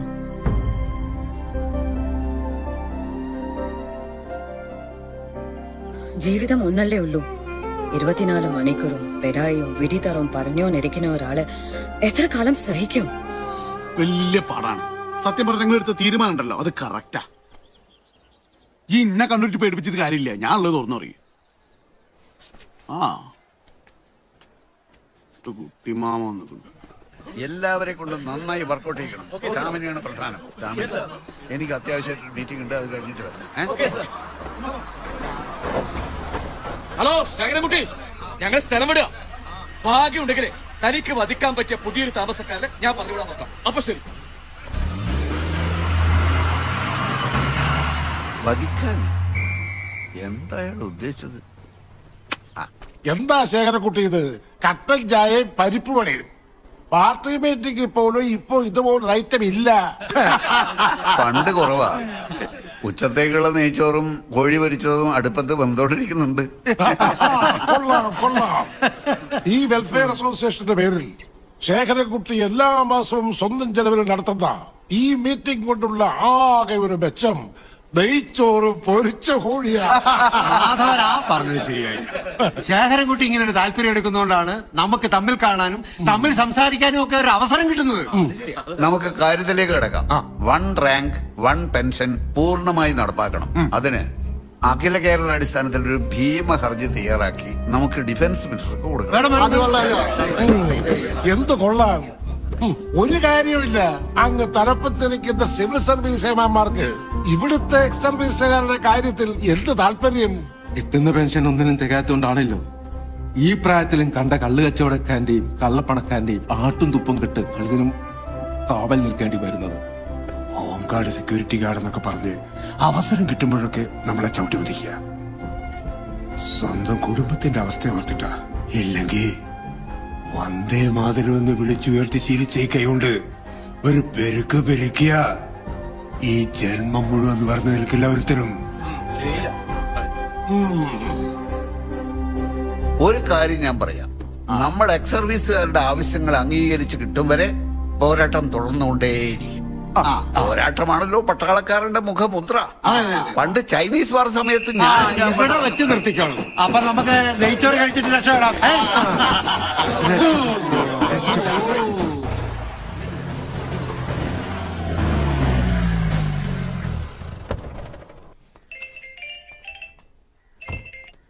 ஹலோ, இன்ஸ்பெக்டர் ஐயா பேசுறேன். இந்த ஸ்டேஷனுக்கு ஐவோ நான் தான். உனக்கு கேஸ் இல்லாம பண்ணணும்னா பணம் தான். நான் சொன்னதை எடுத்துட்டு வா. பணம் தான் முக்கியம், சரியா?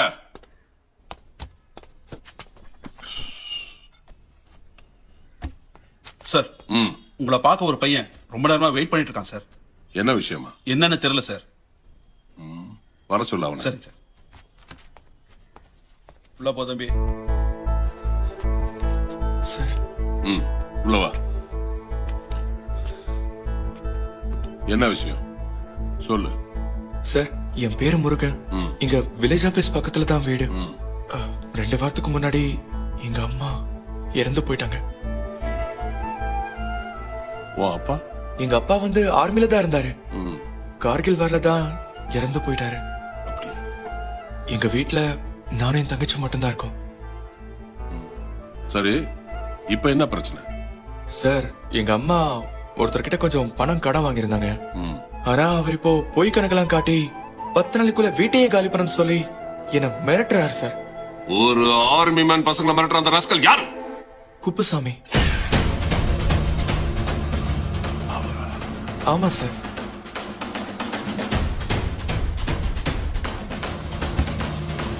தம்பி, அவங்கெல்லாம் ரொம்ப பெரிய ஆளுங்க. போலீஸ் டிபார்ட்மெண்ட் நினைச்சா கூட அவங்களெல்லாம் ஒன்றும் பண்ண முடியாது. நான் வேணா ஒண்ணு பண்றேன். அவங்க கிட்ட பேசி உனக்கு கொஞ்சம் பணம் வாங்கி தரேன்.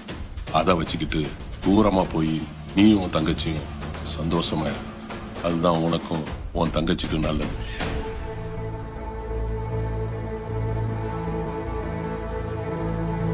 என்ன செய்யறதுக்கு தயங்க மாட்டான் அந்த குப்புசாமி.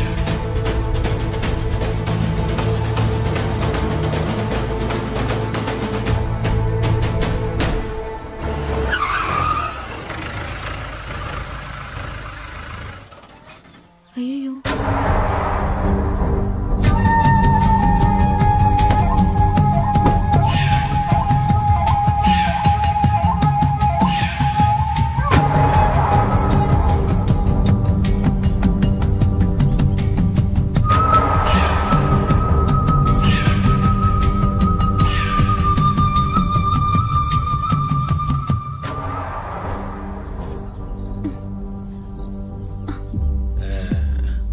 என்ன தம்பி, போலீஸ் ஸ்டேஷன்ல கம்ப்ளைண்ட் கொடுத்திருக்க போல இருக்கு.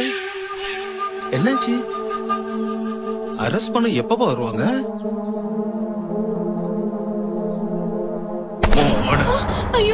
ஆழம் தெரியாம கால விடாத. இன்னும் 10 நாள்ல வீட்டை காலி பண்ணல.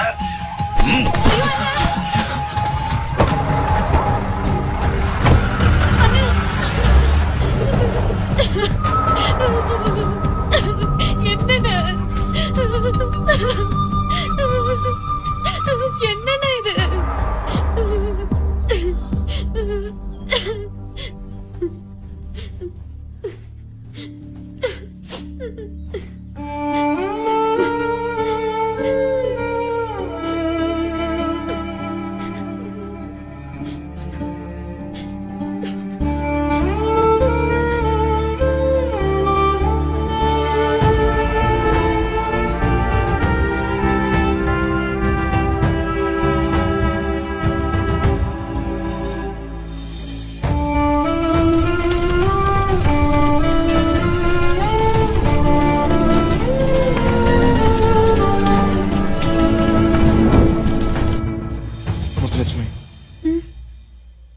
நம்ம உடனே கேரளாக்கு போய் ஒரு ஆளை பார்க்கணும்.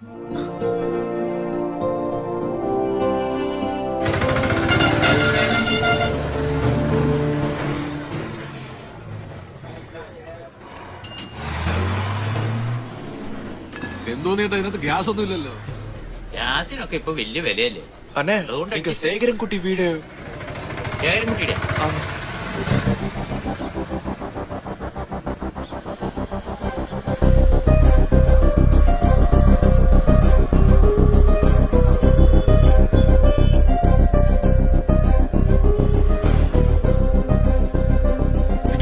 ഇങ്ങനെ നില്ലിക്കോ.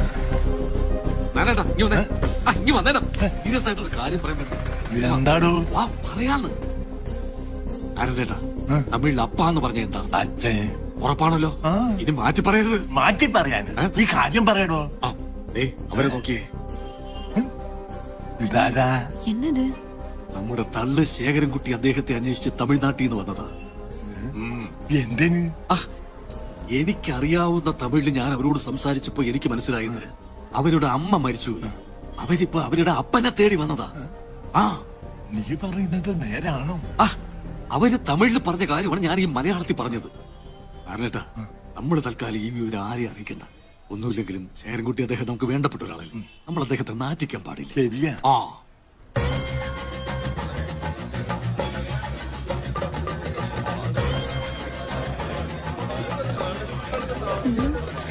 எதுக்கு இவ்ளோ பேர் கூட வராங்க? கேரளாவுல அப்படிதான். யாராவது அட்ரஸ் கேட்டு வந்தாங்கன்னா எல்லாருமே ஹெல்ப் பண்ணுவாங்க. ரொம்ப அழகான ஊரு. ഈശ്വര, ഇതെന്താ പഞ്ചായത്തിൽ നിന്ന് ഇങ്ങോട്ട് വരുന്നത്?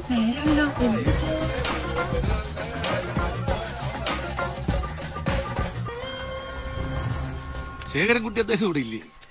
ഏട്ടന് ഇവിടെ ഇല്ലല്ലോ, തറവാട്ടി കാണും. തറവാട്ടി കാണാത്തോണ്ടാണല്ലോ ഞങ്ങൾ ഇങ്ങോട്ട് വന്നത്. എന്താ കാര്യം എല്ലാരും കൂടെ?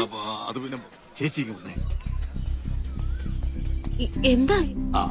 ആ കുട്ടികളെ അവരുടെ അപ്പനെ തേടി വന്നതാ, ശേഖരൻകുട്ടി മാമയെ. ബഹളം വെച്ച് നാട്ടുകാരെ മുഴുവൻ അറിയിക്കണ്ടേ ഇനിയിപ്പോ? ഇനിയിപ്പോ ആരറിയാനുള്ളത്? ഈ കാണുന്ന വന്ന നാട്ടുകാരല്ലേ? ഇവരൊക്കെ ഇതിപ്പോ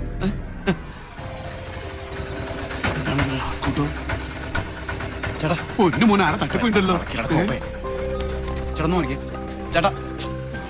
മോനെ എന്താ പ്രശ്നം? കുട്ടിമാമയ്ക്ക് അല്ല ദൂരത്തുള്ള ആരെയും അറിയിക്കണ്ട. നിന്റെ കുട്ടിമാമയുടെ മക്കള് തമിഴ്നാട്ടിൽ നിന്ന് വന്നിട്ടുണ്ട്. കുട്ടിമാമയ്ക്ക് മക്കളോ? അപ്പടിയാ ഞാൻ പറഞ്ഞില്ലേ മോനെ, എന്റെ കുട്ടിമാമ ഒരു റെയർ പീസാന്ന്. മിണ്ടാണ്ടിരിക്കടാ. ആരെങ്കിലും എന്തെങ്കിലും എന്ന് പറയുമ്പോഴത്തേക്ക് അത് വിശ്വസിക്കണോ? ഞാൻ കുട്ടിമാമനെ വിളിക്കട്ടെ. ഞാൻ പലതവണ വിളിച്ചതാ, സ്വിച്ച് ഓഫ് ചെയ്തിട്ട് മൂപ്പര് മുങ്ങി. അല്ല ഇതിപ്പോ ഏതാ പുതിയൊരു പീസ്?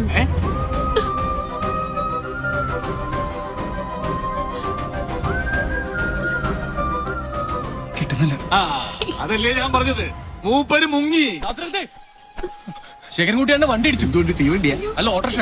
മെഡിക്കൽ സെന്റർ ഹോസ്പിറ്റലിൽ അഡ്മിറ്റ് ആക്കിയിരിക്കുക. ഞങ്ങള് വേദാറായാലും ഒരു ഓട്ടോറിക്ഷയിലടിച്ച് മൂപ്പർക്ക് അതൊരു ഏരിയല്ലാണ്.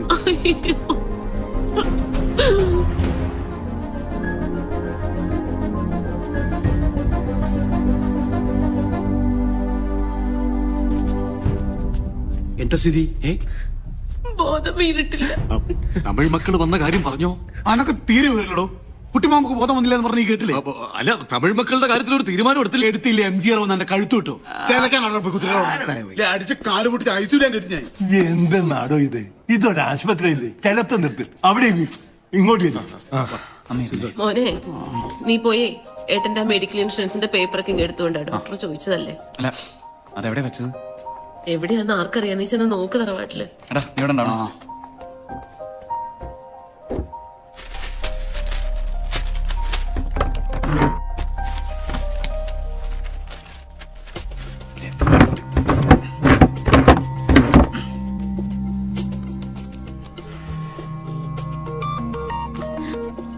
എന്താ ഏട്ടാ? ഇപ്പൊ കൊടുക്കാം. ഏട്ടനാ? എന്താ മോനെ? അമ്മ ഇവിടെ നോക്കിയിട്ടൊന്നും കാണല്ലോ. എന്നാ നീ ആ മേളിലത്തെ മുറിയിൽ അലമാരിലുണ്ടോ നോക്കിയേ.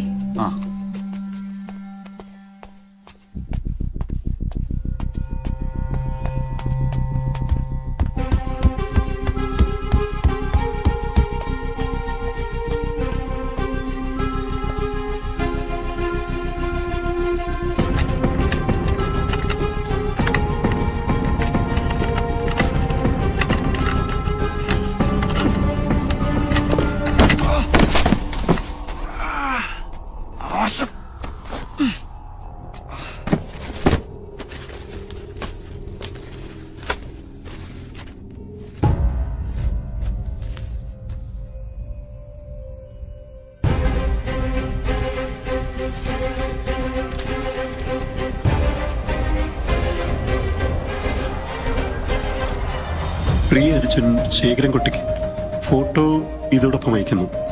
അടുത്ത സിനിമയിൽ ഞാൻ നിനക്കൊരു വേഷം പറഞ്ഞു വെച്ചിട്ടുണ്ട്. ഞാനിപ്പോൾ കോളക്കത്തിന്റെ ലൊക്കേഷനിലേക്ക് പോവുകയാണ്. ഈ സിനിമ കഴിഞ്ഞാൽ ഉടൻ നമുക്ക് കാണാം. നന്മകൾ നേർന്നുകൊണ്ട് നിന്റെ സ്വന്തം ചേട്ടൻ.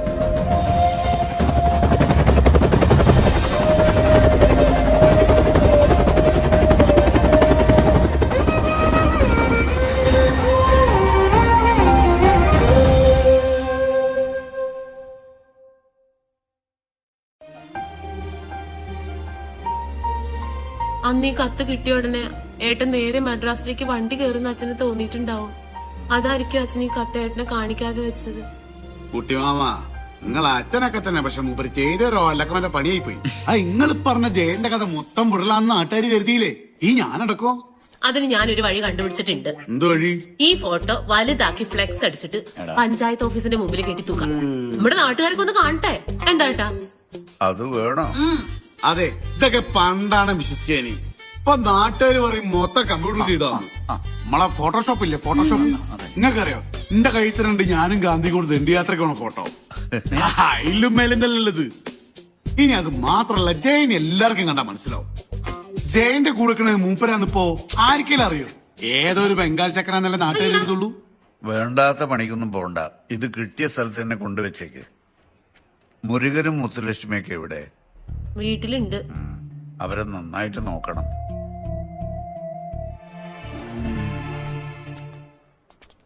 നമസ്കാരം. എഴുന്നേക്കണ്ട. എങ്ങനുണ്ട് ഇപ്പോ? കുഴപ്പമില്ല. ഇവനാ വിളിച്ചു പറഞ്ഞതേ. കാര്യം അറിഞ്ഞപ്പോൾ ഇവൾക്കും വരണമെന്ന് ഒരേ നിർബന്ധം. ആളെ മനസ്സിലായില്ലേ? എന്റെ പെങ്ങളാണ്, അവന്റെ അമ്മ ഇന്ദിര. മനസ്സിലായോ? അന്ന് ശേഖരൻകുട്ടി അവിടെ എത്തിയില്ലായിരുന്നെങ്കിൽ ഇന്ന് ഇവൾക്ക് ഈ ജീവിതം കിട്ടില്ലായിരുന്നു.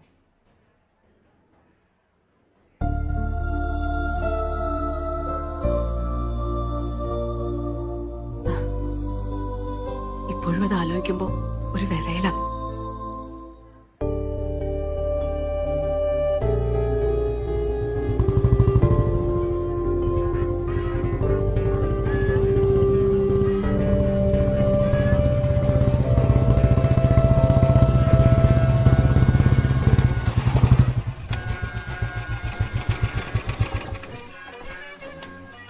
ஓடுப்பா பாக்குறா இந்த சிட்ட குட்டியா.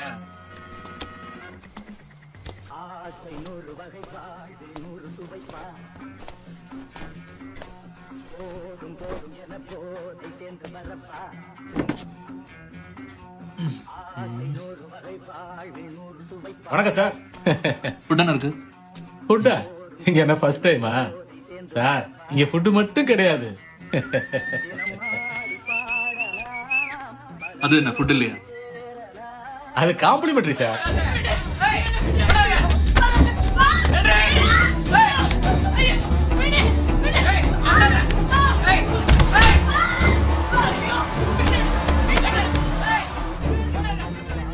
இப்ப சாருக்கு விஷயம் என்னன்னு தெரிஞ்சிருக்குமே.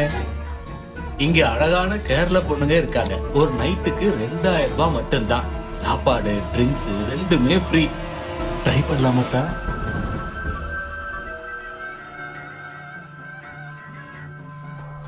வாங்க சார், வாங்க.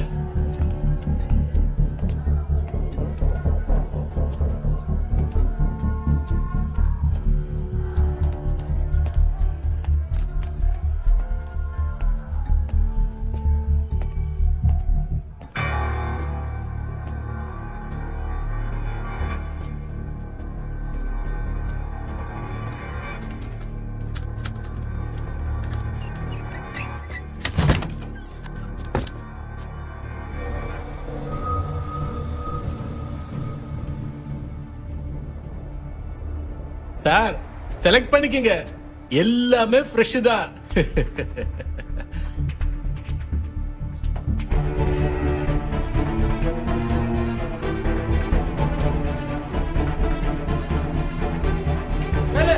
சார் இத கொண்டு வரேன் சார்.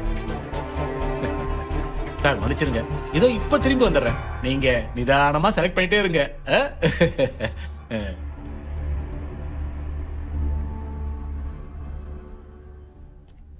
സർ, ഞങ്ങളെ ഇവിടുന്ന് രക്ഷിക്കണം. നിങ്ങളൊക്കെ എങ്ങനെ ഇവിടെ എത്തിപ്പെട്ടത്? ഞങ്ങളൊക്കെ പല സ്ഥലങ്ങളിൽ നിന്ന് വന്നവരാ സർ. ദുബായ് നഴ്സിംഗ് പോസ്റ്റിലേക്കാ ഒരു ഏജൻസി ഞങ്ങളെ സെലക്ട് ചെയ്തത്.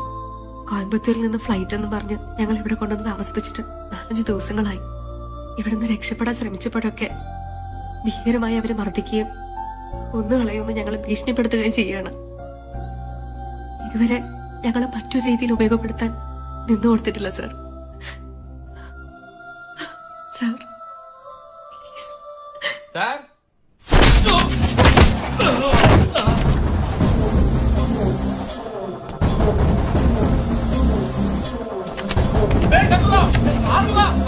சீக்கிரம் சீக்கிரம் வாங்க.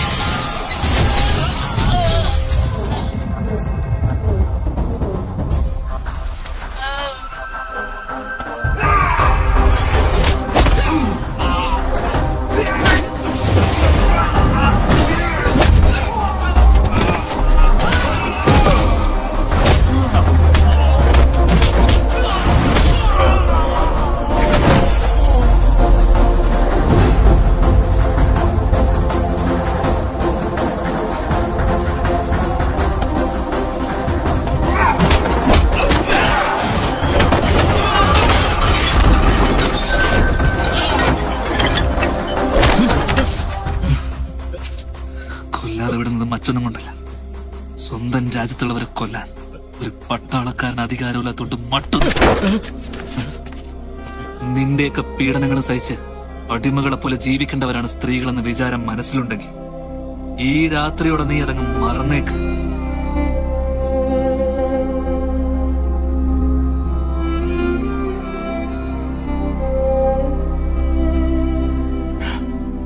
കുട്ടിമാമാട് വിചാരിച്ച പോലെ അല്ലട്ടോ. വെട്ടിക്കെട്ടാണ് മോനെ, വെട്ടിക്കെട്ട്.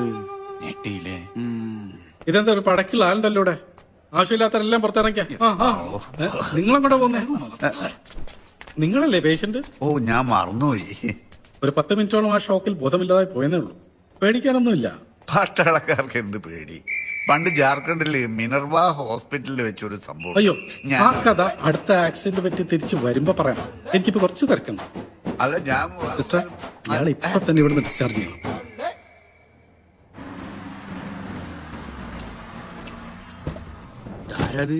പുതിയ കസ്റ്റമേഴ്സ് ആണോ പറഞ്ഞിട്ട് എല്ലാരും ഞാനൊരാളെ അന്വേഷിച്ചിറങ്ങിയത്. ഒരു ജോസഫ് കുരിശിങ്കലിനെ അറിയോ? ജോസഫ് നിനക്കറിയോ? ജോസഫ് കുരിശിങ്കൽ എന്നൊരാളെ പരിചയമില്ലല്ലോ. എന്താ കാര്യം? കൊടകിന്ന് വരിക ഞങ്ങള്. ഒരു സ്ഥലക്കച്ചവടവുമായി ബന്ധപ്പെട്ട ഞാനും കുരിശിങ്കലും മാസങ്ങൾക്ക് മുമ്പ് പരിചയപ്പെട്ടത്. അതിനുശേഷം ഞങ്ങളുടെ കുടുംബത്തിലൊരു അംഗത്തെ പോലെയായിരുന്നു അവൻ. പക്ഷേ കുറച്ചു കഴിഞ്ഞപ്പോ കുടയിലേക്കുള്ള അവന്റെ വരവും പോക്കൊക്കെ ഇല്ലാതായി. പിന്നീടാ മനസ്സിലായത് എന്റെ പെങ്ങളെ ചേച്ചിട്ട് മുങ്ങിനാണെന്ന്. അവനെ ആണ്ട വിളവനാണല്ലോ. അവന്റെ ഫോട്ടോ ഉണ്ടോ കൈമില്? ആ, ഒരു സെൽഫി ഉണ്ട്. അത് മതി, നോക്കട്ടെ.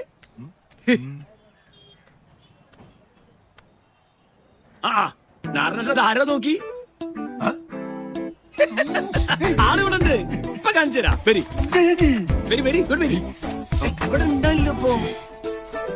ആ ഭവിയെ, എന്തൊക്കെ അവിടെ അരമനക്ക് നിൽക്കാം. ഇതാണോ നിങ്ങൾ ഉദ്ദേശിച്ച കുരിശെങ്കിൽ? ആ, ഇവൻ തന്നെ. ക്ഷമിക്കണോ? വീട്ടാണോ? നിങ്ങൾ വിചാരിക്കും പോലെ ഒന്നുമില്ല. ചെറിയ ഒരു സ്വത്ത് തർക്കത്തിന്റെ പേരിൽ അളിയനും ഞാനും തമ്മിലൊന്ന് തെറ്റി. അത്രേ ഉള്ളൂ, അത്രേ ഉള്ളൂ. പ്രശ്നങ്ങളൊന്നും ഉണ്ടായില്ലല്ലോ. ഒരു പൊട്ടിത്തെറി പ്രതീക്ഷിച്ചതാ. പൊട്ടിത്തെറി? എന്ത് പൊട്ടിത്തെറി? ഒരു നല്ല കുടുംബമാകുമ്പോ ഇതുപോലുള്ള ചെറിയ ചില തട്ടലും മുട്ടലും ഒക്കെ സാധാരണ അല്ലേ അളിയ? അല്ലേ? എന്തായാലും അളിയൻ കുടകിന്ന് ഇത്രയും റിസ്ക് എടുത്തോണ്ട് വന്ന സ്ഥിതിക്ക് നമുക്ക് എല്ലാവർക്കും കൂടി നിന്ന് ഒരു സെൽഫി എടുക്കാം. സെൽഫി ശരിക്കളിയ റിലാക്സ് ചെയ്ത് നിൽക്കാം. ഇയാളെ എല്ലാവരും കുടകളിപ്പോ തണുപ്പൊക്കെ എങ്ങനെയുണ്ട് അളിയ?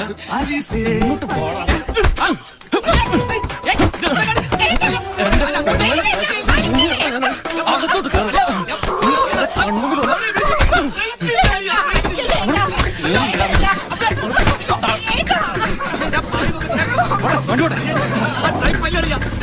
കൊടകിലെത്തുമ്പോഴേക്ക് നമ്മളെ കുരിശിങ്കലിന്റെ കാര്യത്തിൽ തീരുമാനമാവട്ടോ നരണ്ട.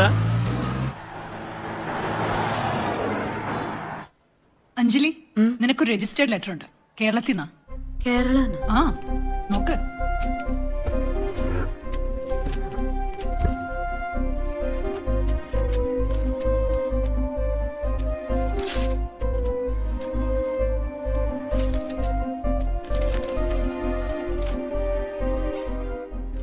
മലയാളം വായിക്കാൻ കുറച്ച് ബുദ്ധിമുട്ടാ, നീ ഒന്ന് വായിക്കേ. താങ്കളുടെ ഉടമസ്ഥതയിൽ തൃക്കോട്ടൂർ വില്ലേജിൽ നെടുവത്തൂർ ദേശത്ത് 73/2-ൽപ്പെട്ട 80 സെന്റ് സ്ഥലത്ത് ദേശീയപാതാ വികസനവുമായി ബന്ധപ്പെട്ട് അക്വയർ ചെയ്യേണ്ടതിനാൽ താങ്കൾ ബന്ധപ്പെട്ട രേഖകൾ സഹിതം നേരിട്ട് നെടുവത്തൂർ സ്പെഷ്യൽ തഹസീൽദാർ മുമ്പാകെ ഹാജരാകേണ്ടതാണ് എന്ന് special tahsildar, national highway authority of India, Thrikkottur, Kerala division. Anjali, നിന്റെ അച്ഛന്റെ പേരിലുള്ള പ്രോപ്പർട്ടി ആയിരിക്കും. ഇത് സർക്കാരുമായി ബന്ധപ്പെട്ട കാര്യല്ലേ, നീ കോണ്ടാക്ട് ചെയ്തേ പറ്റൂ. അതിന് ഈ സ്ഥലം എവിടെയാ? ഓ, അത് കണ്ടുപിടിക്കാനാണോ ഇത്ര വലിയ പ്രയാസം? നമുക്ക് ഗൂഗിൾ ചെയ്യാന്നേ.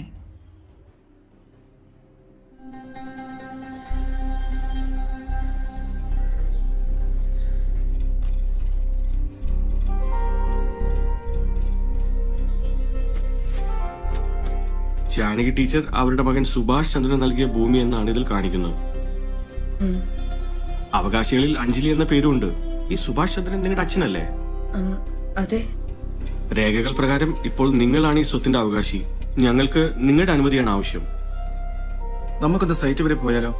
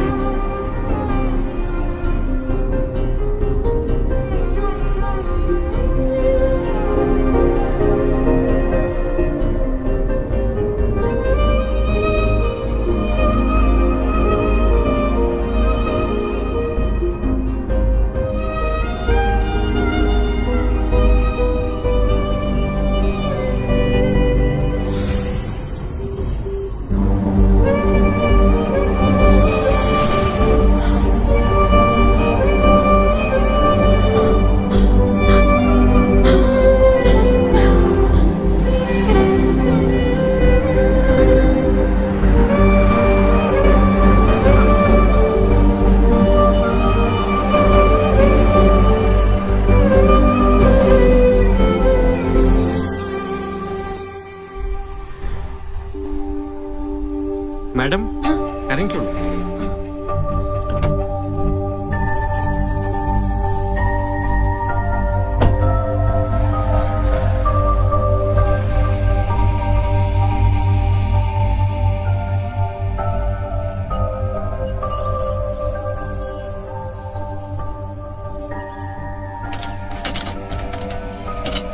തുറക്കാൻ പറ്റുന്നില്ല, പൊട്ടിച്ചോട്ടെ? നോ.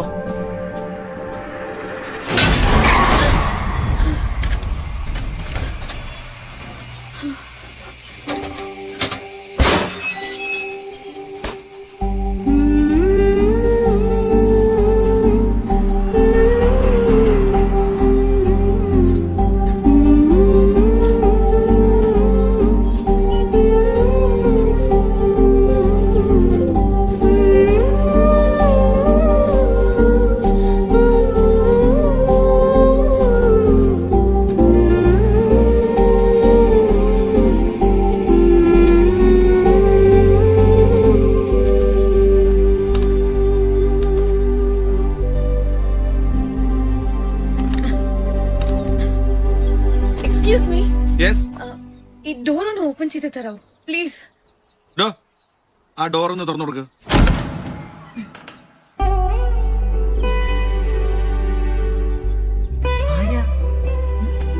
ജാനകി ടീച്ചർ അല്ലേ? അതെ, മനസ്സിലായില്ല. ഞാൻ അഞ്ജലി ഫ്രം ബാംഗ്ലൂർ. എന്റെ അച്ഛമ്മേ എങ്ങനെ നോക്കി നിൽക്കുന്നേ, എന്നെ മനസ്സിലായില്ലേ? എന്റെ പൊണ്ണ അച്ഛമ്മേ.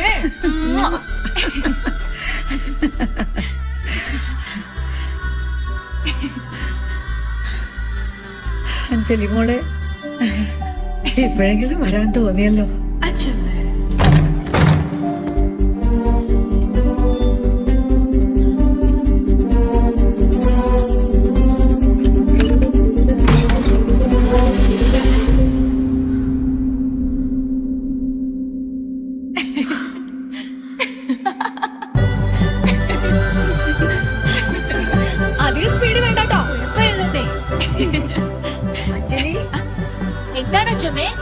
ഒന്ന് വന്നേ. ഇതാരാന്നറിയോ? ശേഖരൻകുട്ടി. നമ്മുടെ റിലേഷനാ? റിലേഷനേക്കാളും മേലെ ഒന്ന് കൂട്ടിക്കോളൂട്ടോ. പട്ടാളക്കാരനാ. ഓ സോൾജർ. ഇതെന്താ സ്വീറ്റ്സ് ഒക്കെ? ആ, ഇത് ഇവന്റെ ഒരു പതിവാ. എപ്പ ലീവില് വരുമ്പോഴും കിട്ടാവുന്നതിൽ ഏറ്റവും നല്ല പലഹാരങ്ങളായിട്ടാ എന്നെ കാണാൻ വരാ. എങ്ങനെയുണ്ട്? ഞാൻ ഇപ്പൊ വരാം.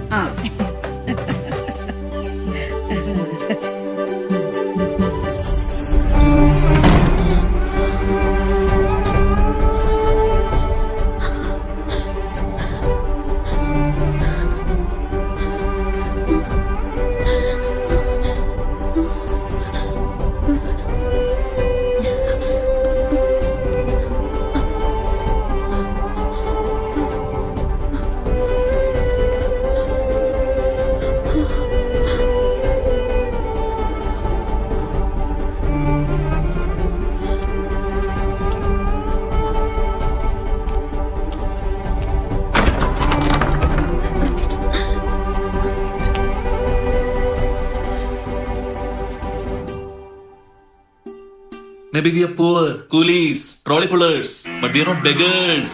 You enjoy the status in life because of the sweat and blood. Let it be the last time. If you dare to utter that word once more, I will pull out your bloody tongue out. അസലായിട്ടുണ്ട് കേട്ടോ. ജയൻ തന്നെ. അമിതാഭ് ബച്ചനെയും കമൽഹാസനെയും കാണിക്കാൻ പറ്റുമോ? കാണിക്കാൻ പറ്റുമോ എന്ന് ചോദിച്ചാ ആരെ കാണിച്ചാലും ജയനായി. നല്ല കഴിവുണ്ട് കേട്ടോ ശേഖരൻകുട്ടിക്ക്. ജയേട്ടൻ മരിച്ചു പോയിട്ടില്ലായിരുന്നെങ്കിൽ എന്നെ സിനിമ നടനാക്കി. അതേന്ന് ജയേട്ടനെ പോലെ ഒരു സാഹസിക നടനാവണമെന്നായിരുന്നു എന്റെ ആഗ്രഹം. അതിനുവേണ്ടി ജിമ്മിൽ പോയി മസില് വലിപ്പിച്ച് ഈ കളരിപ്പയറ്റിലെ നെടുപടി പ്രയോഗങ്ങളും മെയ് അഭ്യാസങ്ങളും അതൊക്കെ പഠിച്ചു. പക്ഷെ എന്റെ സിനിമാ ഭ്രാന്ത് അച്ഛനും അമ്മയും മുളയിലേക്ക് കരിച്ചു കളഞ്ഞു. പിന്നെ അച്ഛന്റെ അമ്മയുടെ നിർബന്ധത്തിന് വഴങ്ങി ഞാൻ പട്ടാളത്തിൽ ചേരുമായിരുന്നു. ടീച്ചർ നമുക്കറിയാലോ കാര്യങ്ങളൊക്കെ. പിന്നെ അല്ലെങ്കിൽ ഞാനിപ്പോ ആരാ? മലയാളത്തിലെ സൂപ്പർ സ്റ്റാർ ആയനെ. Super star Sekharankutty. ഈ തല്ലിപ്പൊളി പേരൊന്നുമായിരിക്കില്ല, അതൊക്കെ മാറ്റിയിട്ടുണ്ടാവും. പക്ഷെ കളരി പഠിച്ചതുകൊണ്ട് ഗുണമുണ്ടായിട്ടുണ്ട് കേട്ടോ. അരുണാചൽ പ്രദേശിലെ ചാങ്ലാങ് ഫോറസ്റ്റിൽ വെച്ച് തീവ്രവാദികളുമായി ഒറ്റയ്ക്ക് നിന്ന് പോരാടിയിട്ടുണ്ട് ഞാൻ. ഒറ്റയ്ക്കോ? അതെ, ചാങ്ലാങ് ഓപ്പറേഷൻ ടീമിൽ ഞാനുണ്ട്. പകലാണോ രാത്രിയാണോ എന്നറിയാത്തത്ര ഇരുട്ടായിരുന്നു കാട്ട്. ഏകദേശം 50 അടി ഡിസ്റ്റൻസ് വെച്ചായിരുന്നു തീവ്രവാദികളെ ഞങ്ങൾക്ക് നേരിടേണ്ടി വന്നത്. ആ ഓപ്പറേഷനിൽ ഞങ്ങളുടെ ടീം പലയിടങ്ങളിലെ ചിന്നിച്ചെതറിപ്പോയി. അങ്ങനെ ഞാനും മെഡിക്കൽ കോറിലെ രൺവീർ സിംഗും കാട്ടിൽ ഒറ്റപ്പെട്ടു. തീവ്രവാദികളുടെ കണ്ണിപ്പെടാതെ ഈ കാട്ടിൽ നിന്ന് എങ്ങനെയെങ്കിലും രക്ഷപ്പെടുക എന്നതായിരുന്നു ഞങ്ങളുടെ ലക്ഷ്യം. പെട്ടെന്ന് എവിടെ നിന്നറിയില്ല ഈ ഗ്രനേഡുകൾ ചീറിപ്പാഞ്ഞു വരുവാ. എന്ത് ചെയ്യണം എന്നറിയാതെ ഞാനിങ്ങനെ ടെൻഷൻ അടിച്ച് നിൽക്കുമ്പോ കുറച്ചകലെ മാറി ഒരു 6 അടി നീളമുള്ള മുളവടി ഞാൻ കണ്ടു. ഞാൻ ചാടിപ്പാഞ്ഞ് ഓതിരം മറിഞ്ഞ് ഈ മുളവടി കയ്യിലാക്കി. ഈ മോളിൽ നിന്ന് വരുന്ന ചീറിപ്പാഞ്ഞ് വരുന്ന ഗ്രനേഡുകൾക്ക് നേരെ ഞാൻ ഈ മുളവടി വെച്ചിട്ട് നമ്മുടെ നെടുവടി പ്രയോഗം നേരത്തെ പറഞ്ഞു അതങ്ങ് തുടങ്ങി. ഈ വരുന്ന ഗ്രനേഡുകൾ ഈ കറങ്ങിക്കൊണ്ടിരിക്കുന്ന നെടുവടി വെച്ചിട്ട് ഞാൻ തട്ടി തെറിപ്പിച്ചു. ദൂരേക്ക് വീണിട്ട് ഇത് പൊട്ടിത്തെറിച്ചു തുടങ്ങി. അവസാനം ഒരു പോറൽ പോലും ഏൽക്കാതെ ഞാനും രൺവീർ സിംഗും ചാങ്ലാങ് കാട്ടിൽ നിന്ന് രക്ഷപ്പെട്ടു. ടീച്ചറമ്മയ്ക്ക് വിശ്വാസമായില്ലെന്ന് തോന്നുന്നു. പക്ഷെ ഈ നെടുപടി പ്രയോഗം അത്ര നിസ്സാരം. ഹെലികോപ്റ്ററിന്റെ ഫാനിന്റെ എത്ര സ്പീഡുണ്ടോ? എന്റെ ശേഖരൻകുട്ടിയെ 19 കൊല്ലം ഒരു പട്ടാളക്കാരന്റെ കൂടെ ജീവിച്ചോളാം ഞാൻ. കല്യാണം കഴിഞ്ഞ സമയത്ത് മൂപ്പരടുത്ത് കൊറേ ഞാൻ കേട്ടതാ സഹിക്കാൻ പറ്റാത്ത പട്ടാള വിടലുകൾ. പക്ഷേ നിന്റെ ഈ വിടലിന് മുന്നിലുണ്ടല്ലോ മൂപ്പരുടെ വിടലേ ഒന്നുമല്ല മോനെ, ഒന്നുമല്ല. ഞാൻ പറഞ്ഞ സത്യമാണ്. ആ നെടുമ്പടി ഇപ്പോഴും ഉണ്ടോ ശേഖരൻകുട്ടിയുടെ കയ്യിൽ? ഇപ്പോഴില്ല.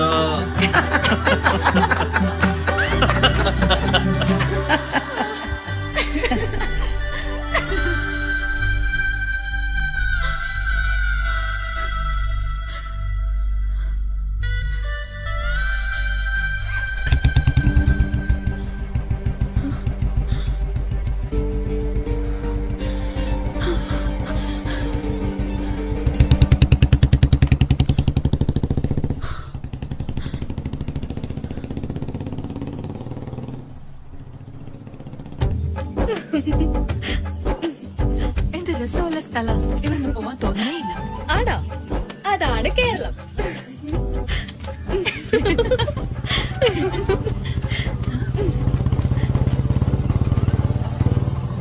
ഹലോ, അതെന്നാ ശേഖരൻകുട്ടി മൈൻഡ് ചെയ്യാണ്ട് പോയത്? ആ അത് തന്നെ ഞാനും നോക്കുന്നത്.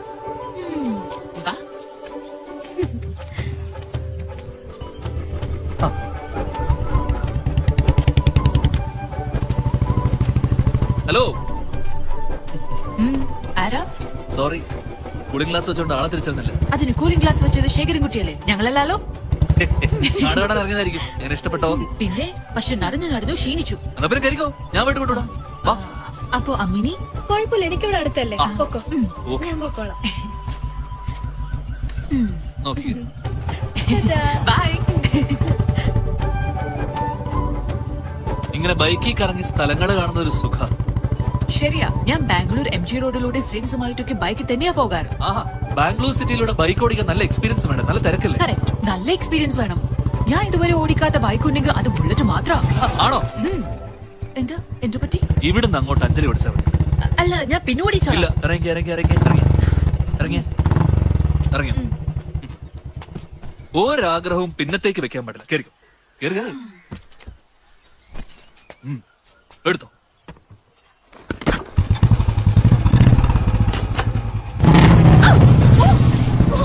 അഞ്ജലി, അഞ്ജലി, അഞ്ജലി,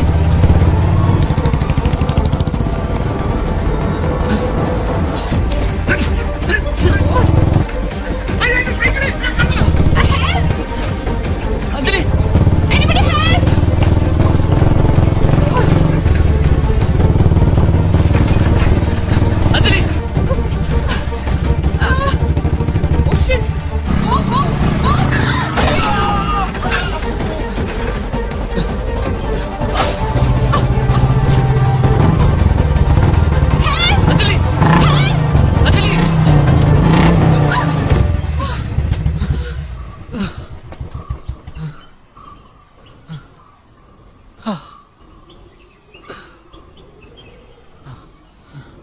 അഞ്ജലി,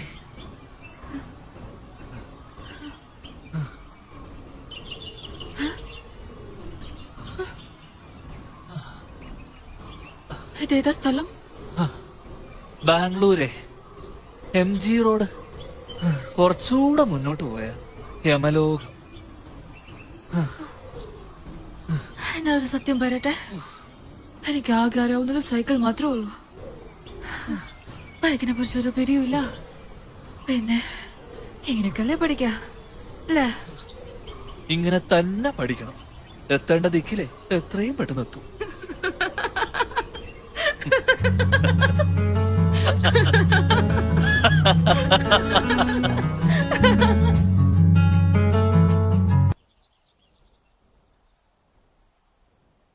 രണ്ട് ദിവസത്തിനുള്ളിൽ യൂണിറ്റ് റിപ്പോർട്ട് ചെയ്യണം, അല്ലെങ്കിൽ പ്രോബ്ലം.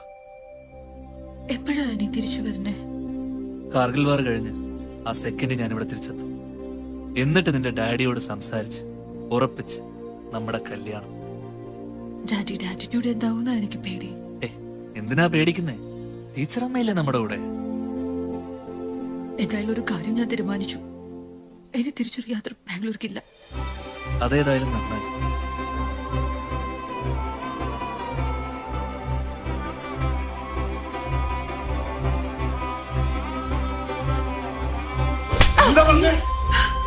എന്ത് ഭ്രാന്തായി കാണിക്കുന്നേ? അവൾക്ക് ഒരാളെ ഇഷ്ടമാണെന്നല്ലേ പറഞ്ഞുള്ളൂ. ആ ഇഷ്ടം നടക്കില്ല. ഇവളുടെ കാര്യത്തിൽ എനിക്ക് ചില തീരുമാനങ്ങളൊക്കെ ഉണ്ട്.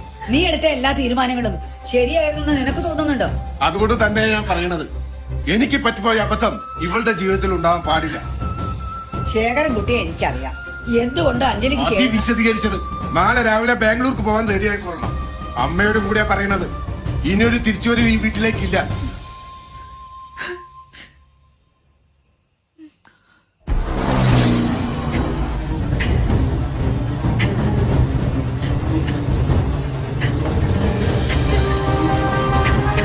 നീ ഇതെങ്ങോട്ടാണ് സ്പീഡില്?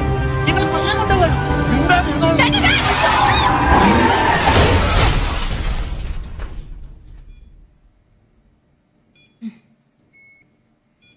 പെർഫെക്റ്റ്ലി ഓൾറൈറ്റ് എന്ന് പറയാറായിട്ടില്ലെങ്കിലും യു ആർ ഓക്കെ.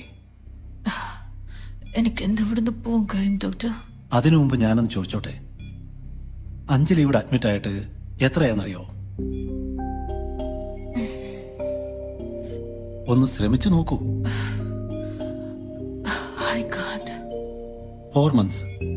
അതിൽ 2 months ടോട്ടലി അൺകോൺഷ്യസ് ആയിരുന്നു. ഐ മീൻ ഒരു കോമ സ്റ്റേജിന്റെ എഡ്ജിൽ.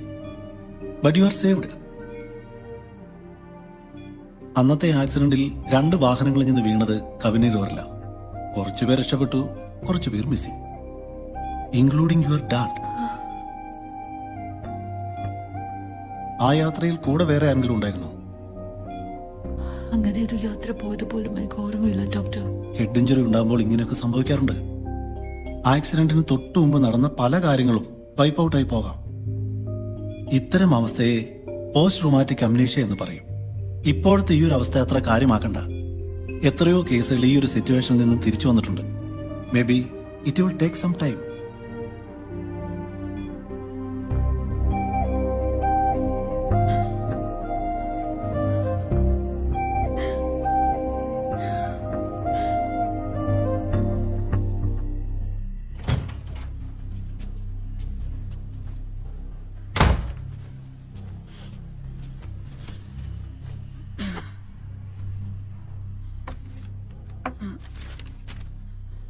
ജീവിതം ഒന്നേ ഉള്ളൂ, അത് പരസ്പരം പൊരുതി തീർക്കാനുള്ളതല്ല.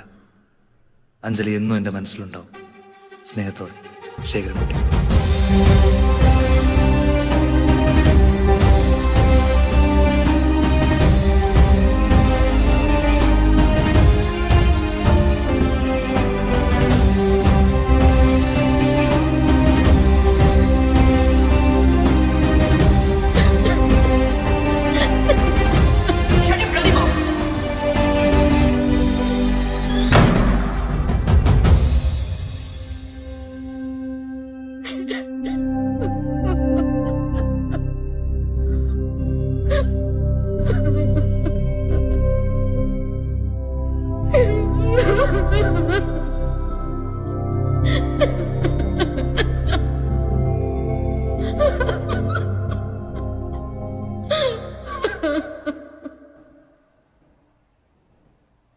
रक्षा मंत्री की तरफ से भारतीय तलसेना ഇന്ത്യൻ ആർമിക്ക് വളരെയധികം അഭിമാനിക്കാവുന്ന ഒരു തീരുമാനമാണ് ഡിഫൻസ് മിനിസ്റ്ററുടെ ഭാഗത്തുനിന്ന് ഇപ്പോൾ ഉണ്ടായിരിക്കുന്നത്. കാർഗിൽ വാറിന്റെ 20ാം വാർഷികം പ്രമാണിച്ച് അന്ന് കാർഗിൽ യുദ്ധമുഖത്ത് അസാമാന്യ പ്രകടനം കാഴ്ചവെച്ച ശ്രദ്ധിക്കപ്പെടാതെ പോയ ധീര ജവാന്മാരെ ശൗര്യചക്ര അവാർഡിന് നോമിനേറ്റ് ചെയ്യാൻ തീരുമാനിച്ചിട്ടുണ്ട്. കാർഗിൽ വാറിൽ ഉണ്ടായിരുന്ന അന്നത്തെ ഓഫീസർമാർ അവരവരുടെ നോമിനേഷനുകളുമായി ഇന്നിവിടെ സന്നിഹിതരാണ്. അവർ ഓരോരുത്തരും തങ്ങളുടെ നോമിനികളെ കുറിച്ചുള്ള സൈറ്റേഷൻ ഇവിടെ അവതരിപ്പിക്കുന്നതാണ്. ആദ്യം captain Vijay Kumar. Sir, rifle army Sunil Kumar Pandey. Kargil യുദ്ധസമയത്ത് ശത്രുക്കളുടെ നടുവിൽ ഒറ്റപ്പെട്ടു പോവുകയായിരുന്നു സുനിൽകുമാർ പാണ്ഡെ. അദ്ദേഹത്തെ കീഴടക്കാനുള്ള പാക് സൈനികരുടെ ശ്രമത്തെ ഒറ്റയ്ക്ക് നിന്ന് എതിർത്ത് പാക് സൈനികരെ വകവരുത്തി. മാത്രമല്ല 2 പാക് സൈനികരെ ബന്ദിയാക്കി കൊണ്ടുവന്നു.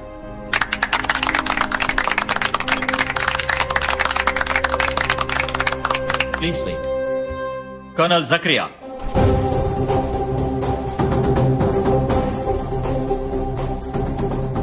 Naik Shekarankutti of 56, Field Ambulance.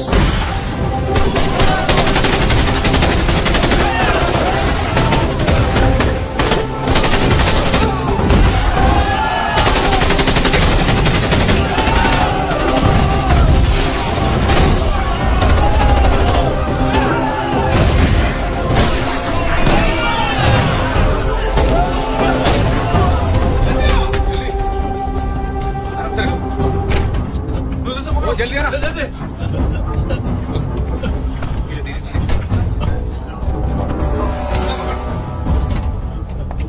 जल्दी आना, हाँ जल्दी आ, जल्दी। अഴകപ്പൻ अഴകപ്പൻ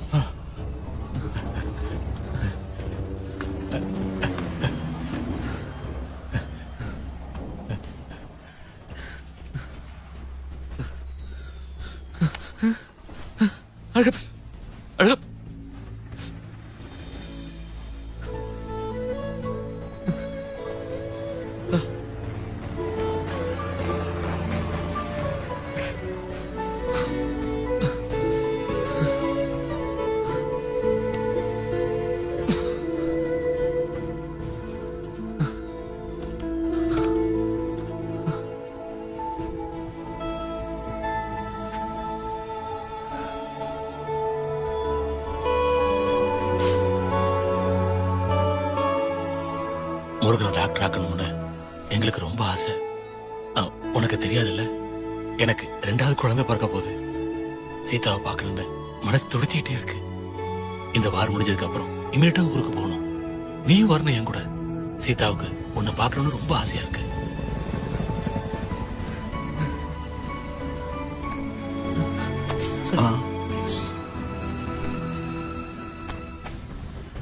I understand.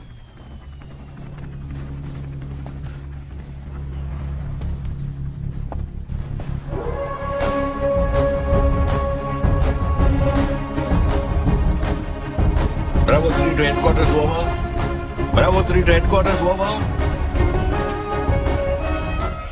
Jayan sir, sir എനിക്ക് യുദ്ധം ചെയ്യാനുള്ള പെർമിഷൻ വേണം സാർ. ഇന്ത്യൻ പട്ടാളക്കാരെ കൊന്നവരോട് എനിക്ക് പകരം ചോദിക്കണം സാർ. சேகரன் குட்டி, இது ஆர்மி. ஆர்மிக்குன்னு சில ரூல்ஸ் அண்ட் ரெகுலேஷன்ஸ் இருக்கு. Sir please. லுக் ஹியர், உங்க டியூட்டி ஃபீல்ட் ஆம்புலன்ஸ், அதை மட்டும் பாருங்க. கேட்டோ, go and do your duty. Sir please. You may go now. Jayan sir.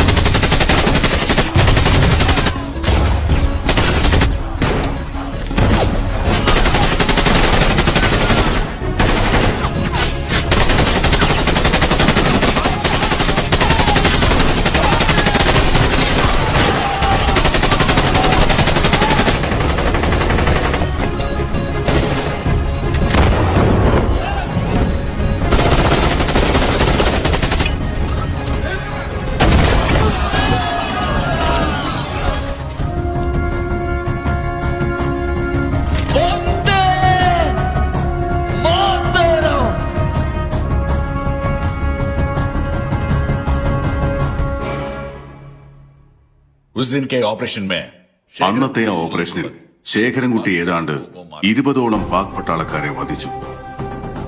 നാഗാലാൻഡിലെ നാഗ തീവ്രവാദികൾക്കെതിരെയുള്ള ഓപ്പറേഷനിൽ ശേഖരൻകുട്ടി വളരെ ബ്രില്യന്റായ ഇൻഡിവിജ്വൽ പെർഫോമൻസും നടത്തിയിട്ടുണ്ട്. ഒരു ദേശസ്നേഹി എന്നതിലുപരി സഹജീവികളോട് അനുകമ്പയും ആത്മാർത്ഥതയുമുള്ള വ്യക്തിത്വമായിരുന്നു ശേഖരൻകുട്ടിയുടെ.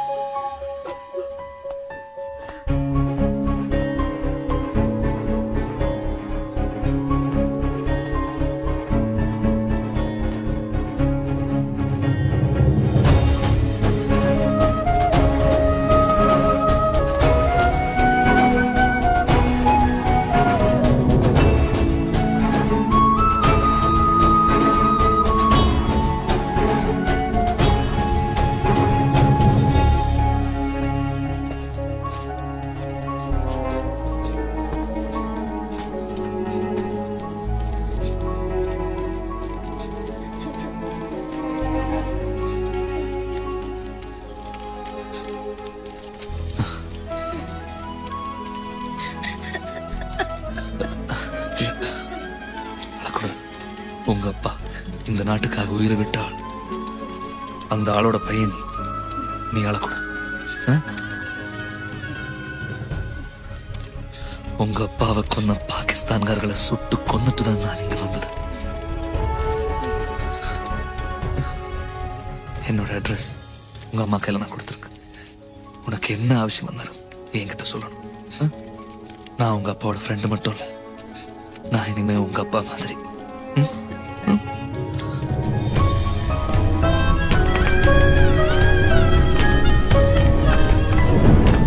രാജ്യത്തിനു വേണ്ടി പൊരുതി മരിച്ച പട്ടാളക്കാരന്റെ മക്കൾ ഓരോ ഇന്ത്യക്കാരന്റെയും മക്കളാണ്. ആ അർത്ഥത്തിൽ ഇവരെന്റെ മക്കളാണ്.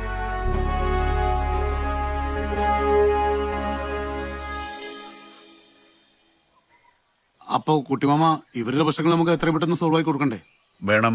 ആദ്യം ഇവരുടെ വീടിന്റെ ആധാരം ആ കുപ്പുസ്വാമിയുടെ കയ്യിൽ നിന്ന് തിരിച്ചു വാങ്ങിച്ചു കൊടുക്കണം. കുട്ടിമാമ ഒറ്റയ്ക്ക് വേണ്ട, ഞങ്ങൾ വരാം. അതിന്റെ ആവശ്യമില്ല. അതേത് വിധേനയും ഞാൻ തിരിച്ചു വാങ്ങിച്ചു കൊടുക്കും.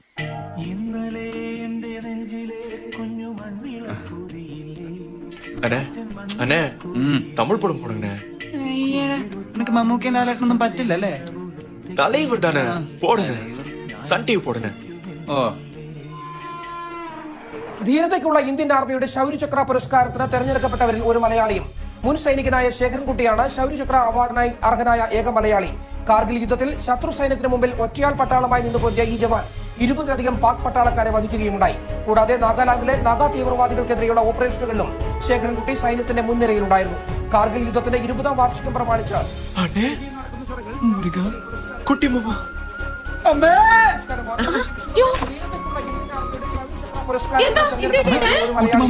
മുൻ സൈനികനായ ശേഖരൻകുട്ടിയാണ് ശൗര്യചക്ര അവാർഡിനായി അർഹനായ ഏക മലയാളി. കാർഗിൽ യുദ്ധത്തിന്റെ 20ാം വാർഷികം പ്രമാണിച്ച് ഡൽഹിയിൽ നടക്കുന്ന ചടങ്ങിൽ രാഷ്ട്രപതി പുരസ്കാരങ്ങൾ വിതരണം ചെയ്യും. കുട്ടിമാമ അറിഞ്ഞിട്ടുണ്ടാവും.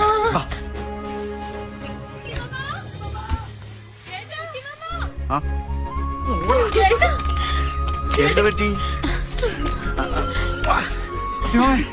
കുട്ടിമാമയ്ക്ക് അവാർഡ്. അവാർഡോ? ടിവി മൊത്തം ന്യൂസ് വന്നോണ്ടിരിക്കാന്നേ. കേട്ടപ്പോ ലോകം മുഴുവൻ ടിവിയിലായിട്ടാ. നമസ്കാരം. പ്രധാന വാർത്തകൾ. ധീരതയ്ക്കുള്ള ഇന്ത്യൻ ആർമിയുടെ ശൗര്യചക്ര അവാർഡിന് തിരഞ്ഞെടുക്കപ്പെട്ടവരിൽ ഒരു മലയാളിയും. ശൗര്യചക്ര പുരസ്കാരത്തിന് അർഹനായ മലയാളി ശേഖരൻകുട്ടി ഗോവിന്ദപുരം സ്വദേശിയാണ്. മോനേടാ, നിന്നെ അന്വേഷിച്ച് ആരോ വന്നിട്ടുണ്ട്.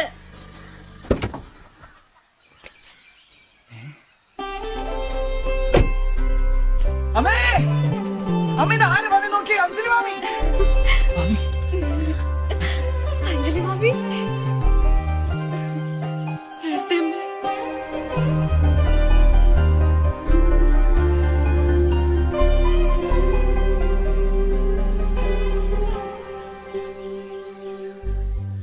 എടുത്തമ്മ ആകെ മാറിപ്പോയി. വയസ്സായില്ലേ?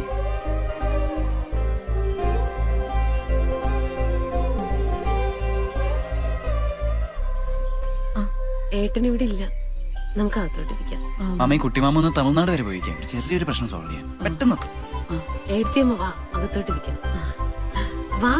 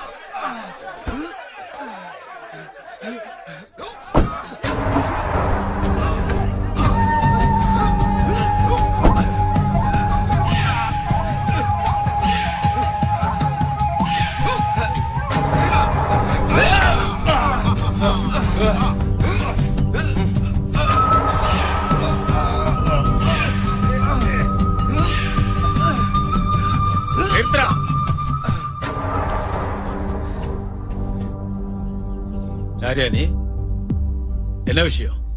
அது வந்து இவരുടെ போதும் மலையாளத்துல சொன்னா போதும். ഇവരുടെ വിഷയം തന്നെ. அதுக்கு இவங்க யாரு? ഈ രാജ്യത്തിന് വേണ്ടി ജീവൻ കൊടുത്ത പട്ടാളക്കാരൻ അഴകപ്പന്റെ മക്കളാ. ഇപ്പൊ മനസ്സിലായി കാണുമെന്ന് വിചാരിക്കുന്നു.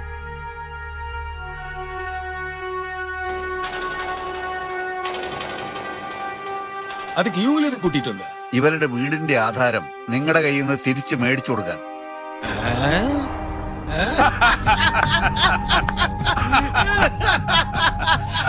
ഇങ്ങനെ ആർത്തും ചിരിക്കാൻ ഞാൻ തമാശ ഒന്നും പറഞ്ഞില്ലല്ലോ. ரொம்ப பேசாத, இது தமிழ்நாடு, புரிஞ்சுதா? എനിക്ക് തമിഴ്നാടും കേരളവും ഒക്കെ ഒരുപോലെയാ. നാടിന്റെ പേര് പറഞ്ഞ് പേടിപ്പിക്കാനൊന്നും നോക്കണ്ട. என்னடா சொன்ன? அண்ணா நீங்க உட்காருங்க, நீங்க உட்காருங்க, நான் இவனை டீல் பண்ணிக்கிறேன். നമുക്കൊന്നും സംസാരിക്കാനില്ല. എനിക്ക് സംസാരിക്കാനുള്ളത് ഇയാളോടാ. இங்க பாரு, அவரை பத்தி உங்களுக்கு தெரியாது, இவங்களுக்கு நல்லாவே தெரியும். இங்க பிரச்சனை எதுவும் வேண்டாம். நான் வேணா அவர்கிட்ட பேசி கொஞ்சம் பணம் வாங்கி தரேன். ഞാൻ ഇവരെയും കൊണ്ട് പിച്ചെടുക്കാൻ വന്നതല്ല. മര്യാദക്ക് ആധാരം തിരിച്ചു കൊടുക്കുന്നതാണ് നല്ലത്. இல்லனா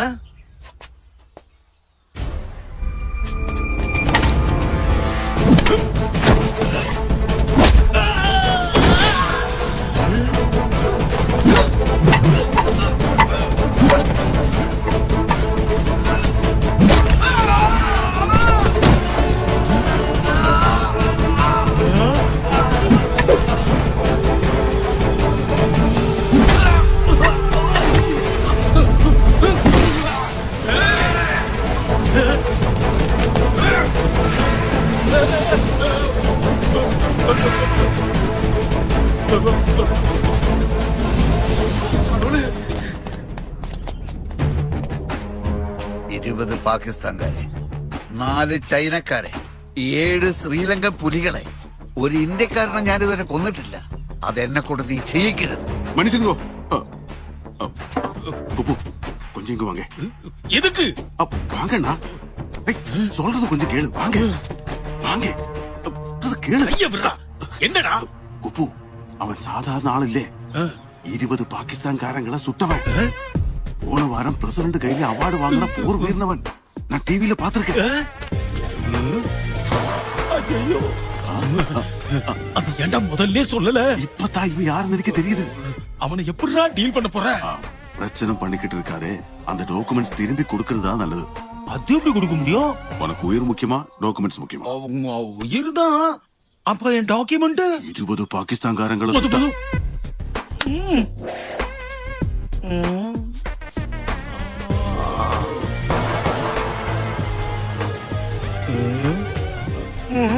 நீ எப்படியாச்சும் டீல் பண்ண. இப்ப நான் வரேன். புச்சாமி கண்டா. மன்னிச்சிருங்கோ, உட்காருங்கோ, ஏதாவது சாப்பிடுங்கோ. ഞാൻ സൽക്കാരത്തിന് വന്നതല്ല, എനിക്ക് ഉടനെ പോണം. வந்துட்டேன். என்னடா தலைவரை நிக்க வச்சு பேசிக்கிட்டு? உட்காருங்க தலைவா. ഉക്കാരാൻ വേണ്ടി ഞാൻ പിന്നൊരു ദിവസം വരാം. தப்பா நினைக்கலனா ஒரே ஒரு விஷயம். உங்களுக்கும் என்ன சம்பந்தம்? இவங்க புள்ள மாதிரி. புது இதுக்கு மேல ஒன்னும் சொல்ல வேண்டாம். டேய், என்னடா பாத்துக்கிட்டு இருக்கீங்க? முதல்ல தலைவரங்க வந்துடா. எவ்வளவு பெரிய மனுஷன். பாகிஸ்தான்காரன் 200 பேர் இல்ல 20 பேரே உண்டு. சுட்ட கதையல்ல, இனிமே சொல்ல வேண்டாம். போதையில கொஞ்சம் ஒளரிட்டு தலைவரை மன்னிச்சுக்குங்க. இந்தாங்க பாப்பா. இந்தப்பா.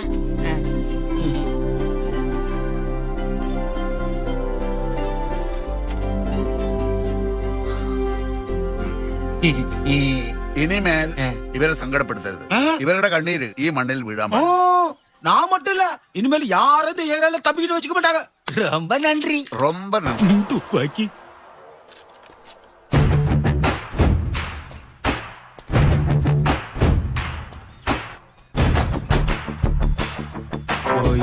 போச்சு.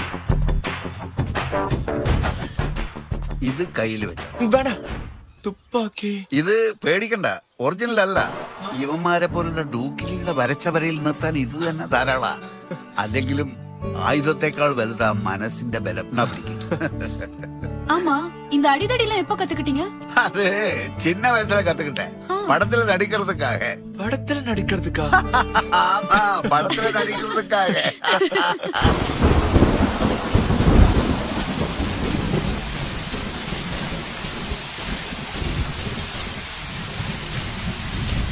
എന്താ പതിവില്ലാതെ എല്ലാരും ഇവിടെ? ഏട്ടൻ പോയ കാര്യം എന്തായി? പോയ കാര്യം പ്രശ്നങ്ങളൊന്നും ഇല്ലാതെ നടന്നു. ഏട്ടാ, ഏട്ടനെ കാണാൻ ഒരാള് വന്നിട്ടുണ്ട്. ആര്? ഏടത്തിയമ്മ. ആരുടെ അടുത്തേമ്മ? അഞ്ജലി മാമ.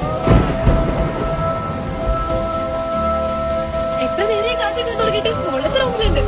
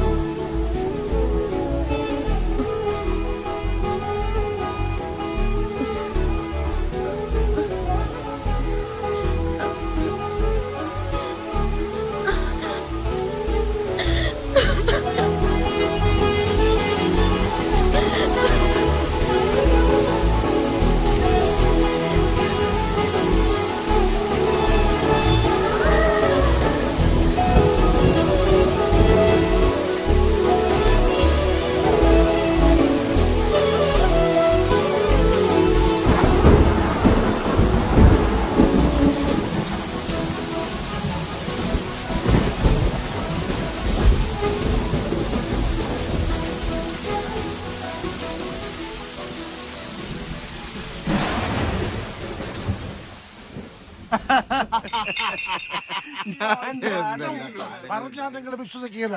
ആ ഊത്തിന്റെ ശക്തിയിൽ സകല ഉണ്ടകളും പുറത്ത്, കുഴൽ ക്ലീൻ. പിന്നെ ഞാൻ വെടിയോട് വെടി. എത്ര കൈറാക്കാരാ തീർന്നു പോയത്, എനിക്കൊരു പിടിയില്ല. ഇതൊക്കെ എന്തുണ്ടാ? ഞാൻ 1995 ആസാം റെജിമെന്റിലുള്ളപ്പോൾ എനിക്ക് ഹോം മിനിസ്റ്ററുടെ സെക്യൂരിറ്റി ചാർജ് ആയിരുന്നു. അന്ന് മിനിസ്റ്ററുടെ വീട്ടില് ദസറ ആഘോഷങ്ങൾ നടക്കുക. കണ്ടമാനം VIP കളുണ്ട്. ഏകദേശം 8 മണിക്ക് 2 മിനിറ്റുള്ള സമയത്ത് ഒരിക്കലും പ്രതീക്ഷിക്കാതെ ഉൾഫ തീവ്രവാദികളുടെ അറ്റാക്ക് അവിടെ നടന്നു. ഇടപെടരുത്. സെക്യൂരിറ്റിക്കാരെ വെടിവെച്ചിട്ട് അകത്തോട്ട് കയറാൻ ശ്രമിച്ച അവര് ഞാൻ ഒറ്റയ്ക്ക് മിഷൻ കണ്ടുകൊണ്ട് തീർത്തു. എന്റെ ഉണ്ടകൾക്ക് മുമ്പിൽ പിടിച്ചു നിൽക്കാൻ കഴിയാതെ വന്നപ്പോ അവർ അവിടെ ഉണ്ടായിരുന്ന ഹെലികോപ്റ്ററുമായി കടന്നു കളഞ്ഞു. AK-47 ഒപ്പിച്ച് ഞാൻ അവിടെ ചെന്നപ്പോഴേക്കും ഹെലികോപ്റ്റർ പൊങ്ങിക്കഴിഞ്ഞിരുന്നു. അപ്പോഴാണ് അവിടെ അലങ്കാരത്തിന് വേണ്ടി കെട്ടിവെച്ചിരുന്ന വലിയൊരു ഹൈഡ്രജൻ ബലൂൺ എന്റെ ശ്രദ്ധയിൽപ്പെട്ടത്. പിന്നെ ഞാൻ ഒന്നും ചിന്തിച്ചില്ല. ആ ബലൂൺ പറിച്ചെടുക്കലും അതെന്നെ കൊണ്ടങ്ങ് ആകാശത്തേക്ക് പോകും. ഭാഗ്യത്തിന് കാറ്റ് വളരെ അനുകൂലമായി. കാറ്റ് പോയാലോ ഈ ബലൂൺ എന്നെ കൊണ്ട് നേരെ ഹെലികോപ്റ്റർ അടുക്കിലേക്ക് പറന്നു പോവല്ലേ. ഒരു കയ്യിൽ AK-47, മറുകയിൽ ബലൂൺ, മുന്നിൽ ഹെലികോപ്റ്റർ.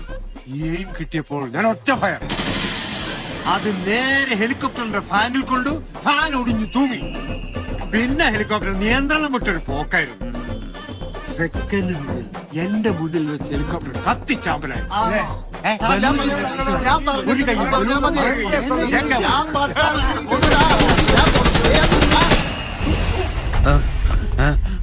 അതെ, ഇങ്ങോട്ട് വാ. അവിടെ ഒരു രക്ഷയില്ല. ഇങ്ങനെയുണ്ട് ഒരു തള്ളു. തള്ളോ? അവർ പറയുന്നത് സത്യമായിക്കോട്ടെ. സത്യമായാലും അസത്യമായാലും ആളുകളെ വെറുപ്പിക്കുന്നതിന് ഒരു പരിധി ഉണ്ടെന്ന് ഇന്ന് എനിക്ക് മനസ്സിലായി.